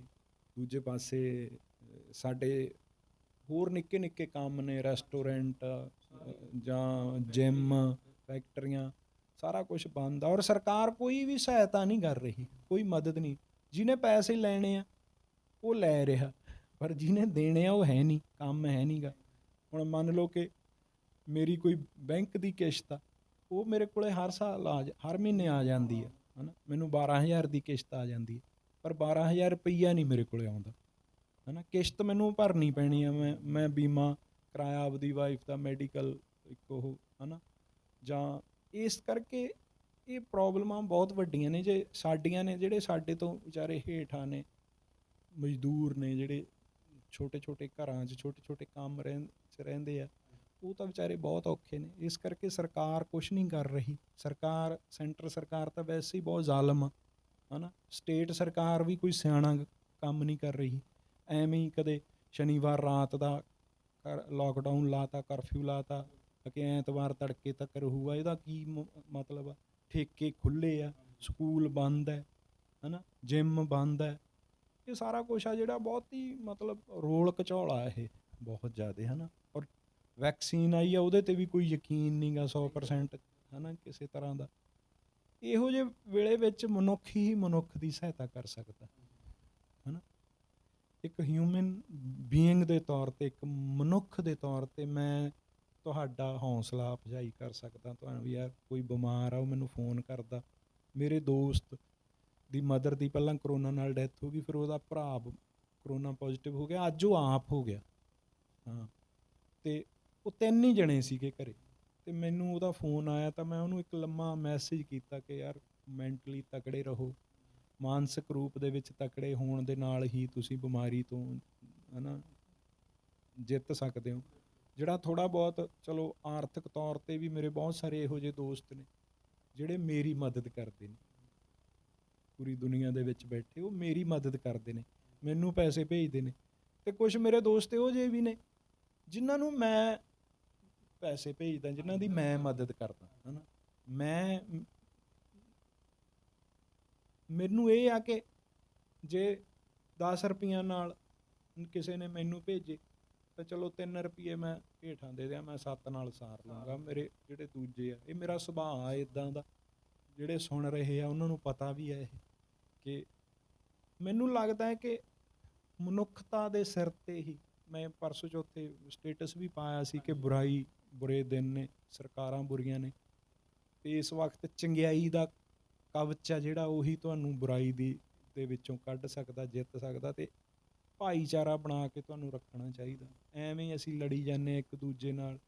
ਸਾਡੇ ਐਡੇ ਐਡੇ ਵੱਡੇ ਫਨਕਾਰ ਚਲੇ ਗਏ, ਸਰਦੂਲ ਭਾਜੀ ਚਲੇ ਗਏ, ਹੈ ਨਾ। ਹੋਰ ਬਹੁਤ ਵੱਡੇ, ਅੱਜ ਸੁਖਜਿੰਦਰ ਸ਼ੇਰਾ ਬਾਈ ਦੀ ਡੈਥ ਹੋ ਗਈ, ਹੋਰ ਬਹੁਤ ਬੰਦੇ ਨੇ ਪਹਿਲਾਂ ਫਿਲਮ ਇੰਡਸਟਰੀ 'ਚੋਂ, ਇਰਫਾਨ, ਰਿਸ਼ੀ ਕਪੂਰ ਸਾਹਿਬ, ਹੋਰ ਬਥੇਰੇ ਬੰਦੇ, ਜਾਂ ਆਮ ਸਾਡੇ ਜਾਣ ਪਛਾਣ ਦੇ ਬਹੁਤ ਸਾਰੇ, ਜਾਂ ਕਿਸੇ ਦੀ ਮਾਂ, ਕਿਸੇ ਦਾ ਪਿਓ ਮਰ ਗਿਆ। ਤਾਂ ਮੈਨੂੰ ਲੱਗਦਾ ਹੁੰਦਾ ਕਦੇ ਕਦੇ, ਮੈਂ ਇਸ ਤਰ੍ਹਾਂ ਵੀ ਭਾਵੁਕ ਹੋ ਜਾਂਦਾ ਕਿ ਜ਼ਿੰਦਗੀ ਕਿੰਨੀ ਜ਼ਿਆਦਾ, ਮਨੁੱਖ ਦੀ ਤਾਂ ਬਿਲਕੁਲ ਹੀ ਕੋਈ ਕੀਮਤ ਨਹੀਂ ਗੀ, ਅਸੀਂ ਤਾਂ ਬਹੁਤ ਹੀ ਕਮਜ਼ੋਰ ਹਾਂ, ਹੈ ਨਾ। ਕਦੋਂ ਕੁਛ ਵੀ ਹੋ ਸਕਦਾ। ਇਸ ਕਰਕੇ ਐਵੇਂ ਕਾਹਨੂੰ ਇੱਕ ਦੂਜੇ ਨਾਲ ਲੜਾਈਆਂ ਪਾਈਆਂ, ਐਵੇਂ ਅਸੀਂ ਫੇਸਬੁੱਕ 'ਤੇ ਗਾਲਾਂ ਕੱਢੀ ਜਾਂਦੇ ਹਾਂ, ਹੈ ਨਾ। ਕੋਈ ਬੰਦਾ ਮਤਲਬ ਮੈਨੂੰ ਗਾਲਾਂ ਦੇ ਰਿਹਾ, ਉਹ ਮੈਨੂੰ, ਹੈ ਨਾ, ਬੁਰੇ ਸ਼ਬਦ ਬੋਲ ਰਿਹਾ, ਕੋਈ ਬੰਦਾ ਕਿਸੇ ਨੂੰ ਬੋਲ ਰਿਹਾ, ਕੋਈ ਕਿਸੇ ਨੂੰ ਬੋਲ ਰਿਹਾ। ਮੈਨੂੰ ਕੋਈ ਲਿਖ ਰਿਹਾ, ਤੇਰੀ ਬੜੀ ਇੱਜ਼ਤ ਕਰਦੇ ਸੀ ਅਸੀਂ, ਪਰ ਤੂੰ ਬੰਦਾ ਗਦਾਰ ਨਿਕਲ ਗਿਆ। ਮਤਲਬ ਉਹ ਮੈਂ ਕਿਹਾ ਠੀਕ ਹੈ ਯਾਰ, ਚਲੋ ਇਹ ਵੀ ਠੀਕ ਹੈ, ਮੈਂ ਕਿਹਾ ਇਹ ਵੀ ਸੁਣਨਾ ਸੀ, ਹੈ ਨਾ। ਮਤਲਬ ਕੁਛ ਵੀ ਕਰੀ ਜਾਂਦੀ ਹੈ ਦੁਨੀਆ। ਹਾਂ, ਮੈਨੂੰ ਲੱਗਦਾ ਹੈ ਕਿ ਇਹ ਵੇਲਾ ਇੱਦਾਂ ਦਾ ਨਹੀਂ ਗਾ, ਅਸੀਂ ਬਹੁਤ ਹੀ ਜ਼ਿਆਦਾ ਚਾਰੇ ਪਾਸਿਆਂ ਤੋਂ ਘਿਰੇ ਹੋਏ ਹਾਂ। ਸਰਕਾਰ ਸਾਡੀ ਮਾੜੀ, ਪ੍ਰਸ਼ਾਸਨ ਸਾਡਾ ਨਾਕਾਮ, ਸਾਡੀਆਂ ਪ੍ਰੋਬਲਮਾਂ ਬਹੁਤ ਜ਼ਿਆਦਾ ਨੇ, ਸਾਡੇ ਕੰਮਕਾਰ ਬੰਦ ਨੇ, ਸਾਡੇ ਗਰੀਬ ਭਰਾ, ਦੁਕਾਨਦਾਰ, ਮਜ਼ਦੂਰ ਜਿਹੜੇ, ਉਹਨਾਂ ਦੇ ਭੁੱਖੇ ਮਰਨ ਦੀ ਨੌਬਤ ਦੁਬਾਰਾ, ਕਿਉਂਕਿ 1.5 ਸਾਲ ਹੋ ਗਿਆ ਯਾਰ, ਇੰਨਾ ਚਿਰ ਕੌਣ ਕੱਟ ਸਕਦਾ। ਅਸੀਂ ਖੁਦ ਭੁੱਖੇ ਮਰਨ ਦੇ ਹਾਲਾਤ ਦੇ ਵਿੱਚ ਆ, ਹੈ ਨਾ। ਇਸ ਕਰਕੇ ਯਾਰ, ਮਤਲਬ ਦੂਸਰੇ ਪਾਸੇ ਅਸੀਂ ਸਾਡੀਆਂ ਸਰਕਾਰਾਂ ਨੇ ਜਿਹੜੀਆਂ, ਉਹ ਵੋਟਾਂ ਪਵਾ ਰਹੇ ਆ, ਉਹ ਹੋਰ ਪਤਾ ਨਹੀਂ ਕੀ ਕੀ ਕਰ ਰਹੇ ਆ। ਇਹ ਸਾਰਾ ਕੁਛ ਉਲਟਾ ਹੋਰ ਮੈਂ ਇੱਕ ਦੇਖਿਆ ਸਟੇਟਸ ਪਾਇਆ, ਕੈਪਟਨ ਸਾਹਿਬ ਦੀ ਐਡ ਚੱਲ ਰਹੀ ਹੈ, ਉਹ ਫੰਡ ਮੰਗ ਰਹੇ ਨੇ ਲੋਕਾਂ ਤੋਂ। ਦੱਸੋ, ਇਹ ਮਤਲਬ ਲੋਕਾਂ ਨੇ ਤਾਂ ਮਤਲਬ ਸਰਕਾਰ ਵੱਲ ਦੇਖਣਾ ਹੁੰਦਾ ਵੀ ਚਲੋ ਇਹ ਸਾਡੀ ਕੋਈ ਸਹਾਇਤਾ ਕਰਨਗੇ, ਕੋਈ ਸਹੂਲਤ ਦੇਣਗੇ। ਉਲਟਾ ਉਹ ਰਿਲੀਫ ਫੰਡ ਮੰਗ ਰਹੇ ਨੇ। ਉਹ ਰਿਲੀਫ ਫੰਡ ਇਸ ਕਰਕੇ ਮੰਗ ਰਹੇ ਨੇ ਕਿ ਉਹ ਸਾਨੂੰ ਦੱਸਣਾ ਚਾਹੁੰਦੇ ਨੇ ਕਿ ਭਰਾਵਾ ਮੇਰੇ ਕੋਲੋਂ ਨਾ ਮੰਗਿਓ ਨਾ ਕੁਛ। ਉਹ ਜਿਵੇਂ ਅਸੀਂ ਕਈ ਵਾਰ ਹੁੰਦਾ ਹੈ ਨਾ ਵੀ ਦੋਸਤ ਤੋਂ ਵੀ, ਯਾਰ ਇਹ ਪੈਸੇ ਨਾ ਮੰਗ ਲਏ, ਉਹਨੂੰ ਆਪ ਹੀ ਕਹਿੰਦੇ ਯਾਰ 100 ਰੁਪਈਆ ਦੇਈਂ, ਉਹ ਮੈਂ ਤਾਂ ਤੇਰੇ ਤੋਂ ਮੰਗਣ ਵਾਲਾ ਸੀ। ਚਲੋ ਉਹਨੂੰ ਪਤਾ ਲੱਗ ਗਿਆ ਕਿ ਇਹਦੇ ਕੋਲੇ ਵੀ ਹੈ ਨਹੀਂ ਗੇ।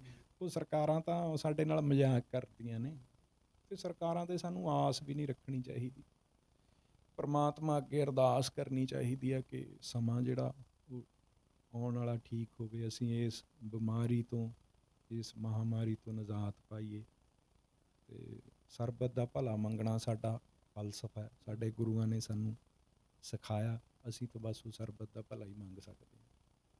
ਅਤੇ ਹੋਰ ਸੰਦੇਸ਼ ਸਾਡੇ ਨੌਜਵਾਨਾਂ ਨੂੰ, ਪੰਜਾਬ ਦੇ ਲੋਕਾਂ ਨੂੰ, ਆਲ ਓਵਰ ਵਰਲਡ ਦੇ ਲੋਕਾਂ ਨੂੰ ਕੀ ਕਹਿਣਾ ਚਾਹੋਗੇ ਇਸ ਕਰੂਸ਼ੀਅਲ ਟਾਈਮ ਦੇ? ਮੇਰਾ ਨੌਜਵਾਨਾਂ ਨਾਲ ਬਹੁਤ ਪਿਆਰ ਆ, ਮੈਂ ਖੁਦ ਵੀ ਨੌਜਵਾਨ ਹਾਂ। ਨੌਜਵਾਨ ਹੋਣ ਦਾ ਅਰਥ ਹੁੰਦਾ ਨਵਾਂ ਹੋਣਾ, ਨਵਾਂ ਸੋਚਣਾ, ਨਵਾਂ ਕਰਨ ਦੇ ਲਈ ਤਤਪਰ ਰਹਿਣਾ, ਹੈ ਨਾ। ਉਹਦੇ ਲਈ ਦਾੜ੍ਹੀਆਂ ਚਿੱਟੀਆਂ ਹੋ ਜਾਣ ਦਾ ਜਾਂ ਉਮਰਾਂ ਵੱਧ ਜਾਣ ਦਾ ਕੋਈ ਮਤਲਬ ਨਹੀਂ ਹੁੰਦਾ। ਜੇ ਤੁਸੀਂ ਕੁਛ ਨਹੀਂ ਕਰਦੇ ਤਾਂ ਤੁਸੀਂ 18 ਸਾਲ ਦੀ ਉਮਰ 'ਚ ਵੀ ਬੁੜੇ ਹੀ ਹੋ। ਜੇ ਤੁਸੀਂ ਮਾਂ ਪਿਓ ਦੇ ਸਿਰ 'ਤੇ ਰੋਟੀਆਂ ਤੋੜਦੇ ਹੋ, ਹੈ ਨਾ, ਜਾਂ ਮਾਂ ਪਿਓ ਦੇ ਸਿਰ 'ਤੇ ਕੱਪੜੇ ਖਰੀਦਦੇ ਹੋ ਅਤੇ ਮੋਬਾਇਲਾਂ ਫੋਨਾਂ 'ਚ ਸਾਰਾ ਦਿਨ ਲੱਗੇ ਰਹਿੰਦੇ ਹੋ, ਤਾਂ ਤੁਸੀਂ 20-22 ਸਾਲ ਦੀ ਉਮਰ 'ਚ ਵੀ ਬੁੜੇ ਹੀ ਹੋ। ਅਤੇ ਜੇ ਤੁਸੀਂ ਕੰਮ ਕਰਦੇ ਹੋ, ਸੜਕਾਂ 'ਤੇ ਉਤਰਦੇ ਹੋ, ਨਵੇਂ ਕੰਮ ਕਰਦੇ ਹੋ, ਸਰਕਾਰਾਂ ਦੇ ਖਿਲਾਫ ਅੰਦੋਲਨ ਕਰਦੇ ਹੋ, ਜਾਂ ਕੁਛ ਵੀ ਸੰਸਾਰ ਲਈ, ਸਮਾਜ ਲਈ ਕਰਦੇ ਹੋ, ਤਾਂ ਤੁਸੀਂ 60 ਸਾਲ ਦੀ ਉਮਰ ਦੇ ਵਿੱਚ ਵੀ ਜਵਾਨ ਹੀ ਹੋ। ਉਹ ਸਾਡੇ ਜਿਹੜੇ ਕਿਸਾਨ ਆਗੂ ਨੇ, ਬੇਸ਼ੱਕ ਉਹਨਾਂ ਦੇ ਦਾੜੇ ਜਿਹੜੇ ਆ ਉਹ ਸਫੈਦ ਨੇ, ਪਰ ਉਹ ਨੌਜਵਾਨ ਹੀ ਨੇ ਮੇਰੀ ਨਜ਼ਰ ਦੇ ਵਿੱਚ। ਇਸ ਕਰਕੇ ਜਵਾਨ ਦਾ ਅਰਥ ਉਮਰ ਨਾਲ ਨਹੀਂ ਹੁੰਦਾ। ਮੈਂ ਇਹੀ ਕਹਿਣਾ ਚਾਹੂੰਗਾ ਕਿ ਮੈਨੂੰ ਬੜੀ ਇਹ ਖੁਸ਼ੀ ਵੀ ਹੈ ਕਿ ਚਲੋ ਕਿਸਾਨ ਅੰਦੋਲਨ ਦੇ ਬਹਾਨੇ ਹੀ ਸਹੀ ਸਾਡੇ ਨੌਜਵਾਨਾਂ ਨੂੰ ਸਾਡੇ ਸਿੱਖ ਇਤਿਹਾਸ ਬਾਰੇ ਜਾਂ ਸਿੱਖ ਇਤਿਹਾਸ ਦੇ ਸ਼ਹੀਦਾਂ ਬਾਰੇ ਹੈ ਨਾ ਬਹੁਤ ਕੁਝ ਜਾਣਨ ਸਮਝਣ ਨੂੰ ਮਿਲਿਆ ਹੈਗਾ, ਹੈ ਨਾ। ਅਤੇ ਚਾਹੇ ਉਹ ਕਿਸੇ ਦੇ ਰਾਹੀਂ ਮਿਲਿਆ, ਚਾਹੇ ਉਹ ਕਿਸੇ ਕੋਈ ਸਟੇਜ 'ਤੇ ਬੋਲ ਰਹੇ ਕਿਸੇ ਲੀਡਰ ਦੇ ਮੂੰਹੋਂ ਸੁਣ ਕੇ ਮਿਲਿਆ, ਚਾਹੇ ਉਹ ਕਿਸੇ ਦੀਪ ਸਿੱਧੂ ਦੇ ਮੂੰਹੋਂ ਸੁਣ ਕੇ ਮਿਲਿਆ, ਚਾਹੇ ਉਹ ਕਿਸੇ ਲੱਖੇ ਦੇ ਮੂੰਹੋਂ ਸੁਣ ਕੇ ਮਿਲਿਆ, ਚਾਹੇ ਕਿਸੇ ਹੋਰ ਨੌਜਵਾਨ ਲੀਡਰ ਦੇ ਮੂੰਹੋਂ ਸੁਣ ਕੇ ਮਿਲਿਆ, ਜਾਂ ਕਿਤੋਂ ਪੜ੍ਹਨ ਨੂੰ ਮਿਲਿਆ, ਜਾਂ ਕਿਤੇ ਨਿਸ਼ਾਨ ਸਾਹਿਬ ਦੇਖ ਕੇ, ਜਾਂ ਕਿਤੇ ਬੈਨਰ ਦੇਖ ਕੇ, ਜਾਂ ਕਿਤਾਬਾਂ ਦੀਆਂ ਜਿਹੜੀਆਂ ਪ੍ਰਦਰਸ਼ਨੀਆਂ ਦੇਖ ਕੇ ਸਾਡੇ ਨੌਜਵਾਨ ਇਸ ਗੱਲ ਨਾਲ ਜੁੜੇ, ਹੈ ਨਾ, ਇੱਕ ਇਨਕਲਾਬੀ ਜਜ਼ਬੇ ਨਾਲ ਜੁੜੇ, ਹੈ ਨਾ। ਤਾਂ ਮੈਨੂੰ ਇਹ ਬਹੁਤ ਗੱਲ ਚੰਗੀ ਲੱਗੀ।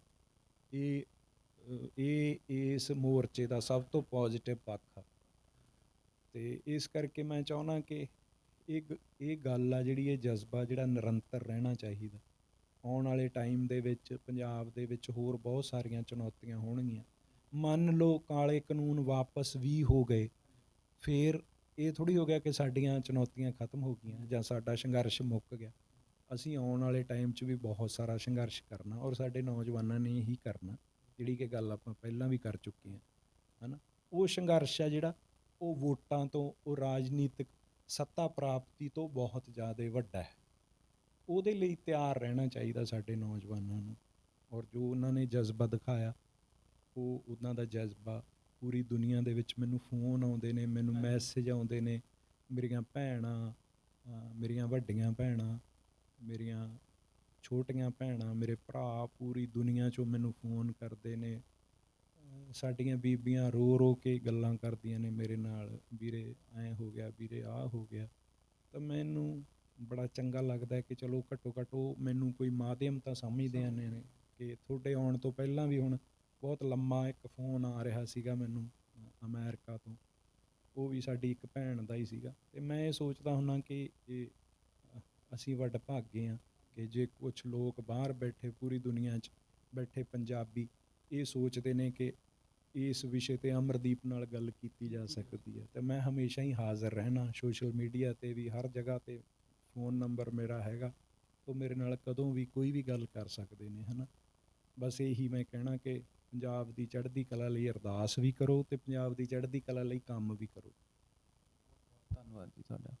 ਸੋ ਇਹ ਸੀਗੇ ਅਮਰਦੀਪ ਸਿੰਘ ਗਿੱਲ, ਜਿਨ੍ਹਾਂ ਨਾਲ ਸਾਡੀ ਗੱਲਬਾਤ ਹੋਈ ਹੈ। ਬੜੀ ਬੇਬਾਕ ਅਤੇ ਇਮਾਨਦਾਰੀ ਦੇ ਨਾਲ ਸਾਰੇ ਵਿਸ਼ਿਆਂ 'ਤੇ ਇਹਨਾਂ ਨੇ ਸਾਡੇ ਨਾਲ ਗੱਲਬਾਤ ਕੀਤੀ ਹੈ। ਨੌਜਵਾਨਾਂ ਨੂੰ ਸੰਦੇਸ਼ ਦਿੱਤਾ ਹੈ ਵੀ ਚੜ੍ਹਦੀ ਕਲਾ ਲਈ ਅਤੇ ਸਰਬੱਤ ਦੇ ਭਲੇ ਲਈ ਅਰਦਾਸ ਕਰੋ, ਮੈਦਾਨ 'ਚ ਉਤਰੋ, ਤਾਂ ਕਿ ਜੋ ਆਪਾਂ ਇੱਕ ਚੰਗਾ ਜਿਹੜਾ ਸਮਾਜ ਆ ਉਹ ਸਿਰਜ ਸਕੀਏ। ਚਰਨ ਕਮਲ ਸਿੰਘ ਮਾਨ, ਐਵੇਂ ਹੀ ਪਿਆਰ ਦਿੰਦੇ ਰਹੋ ਅਮਨਦੀਪ ਸਿੰਘ ਦੇ ਨਾਲ।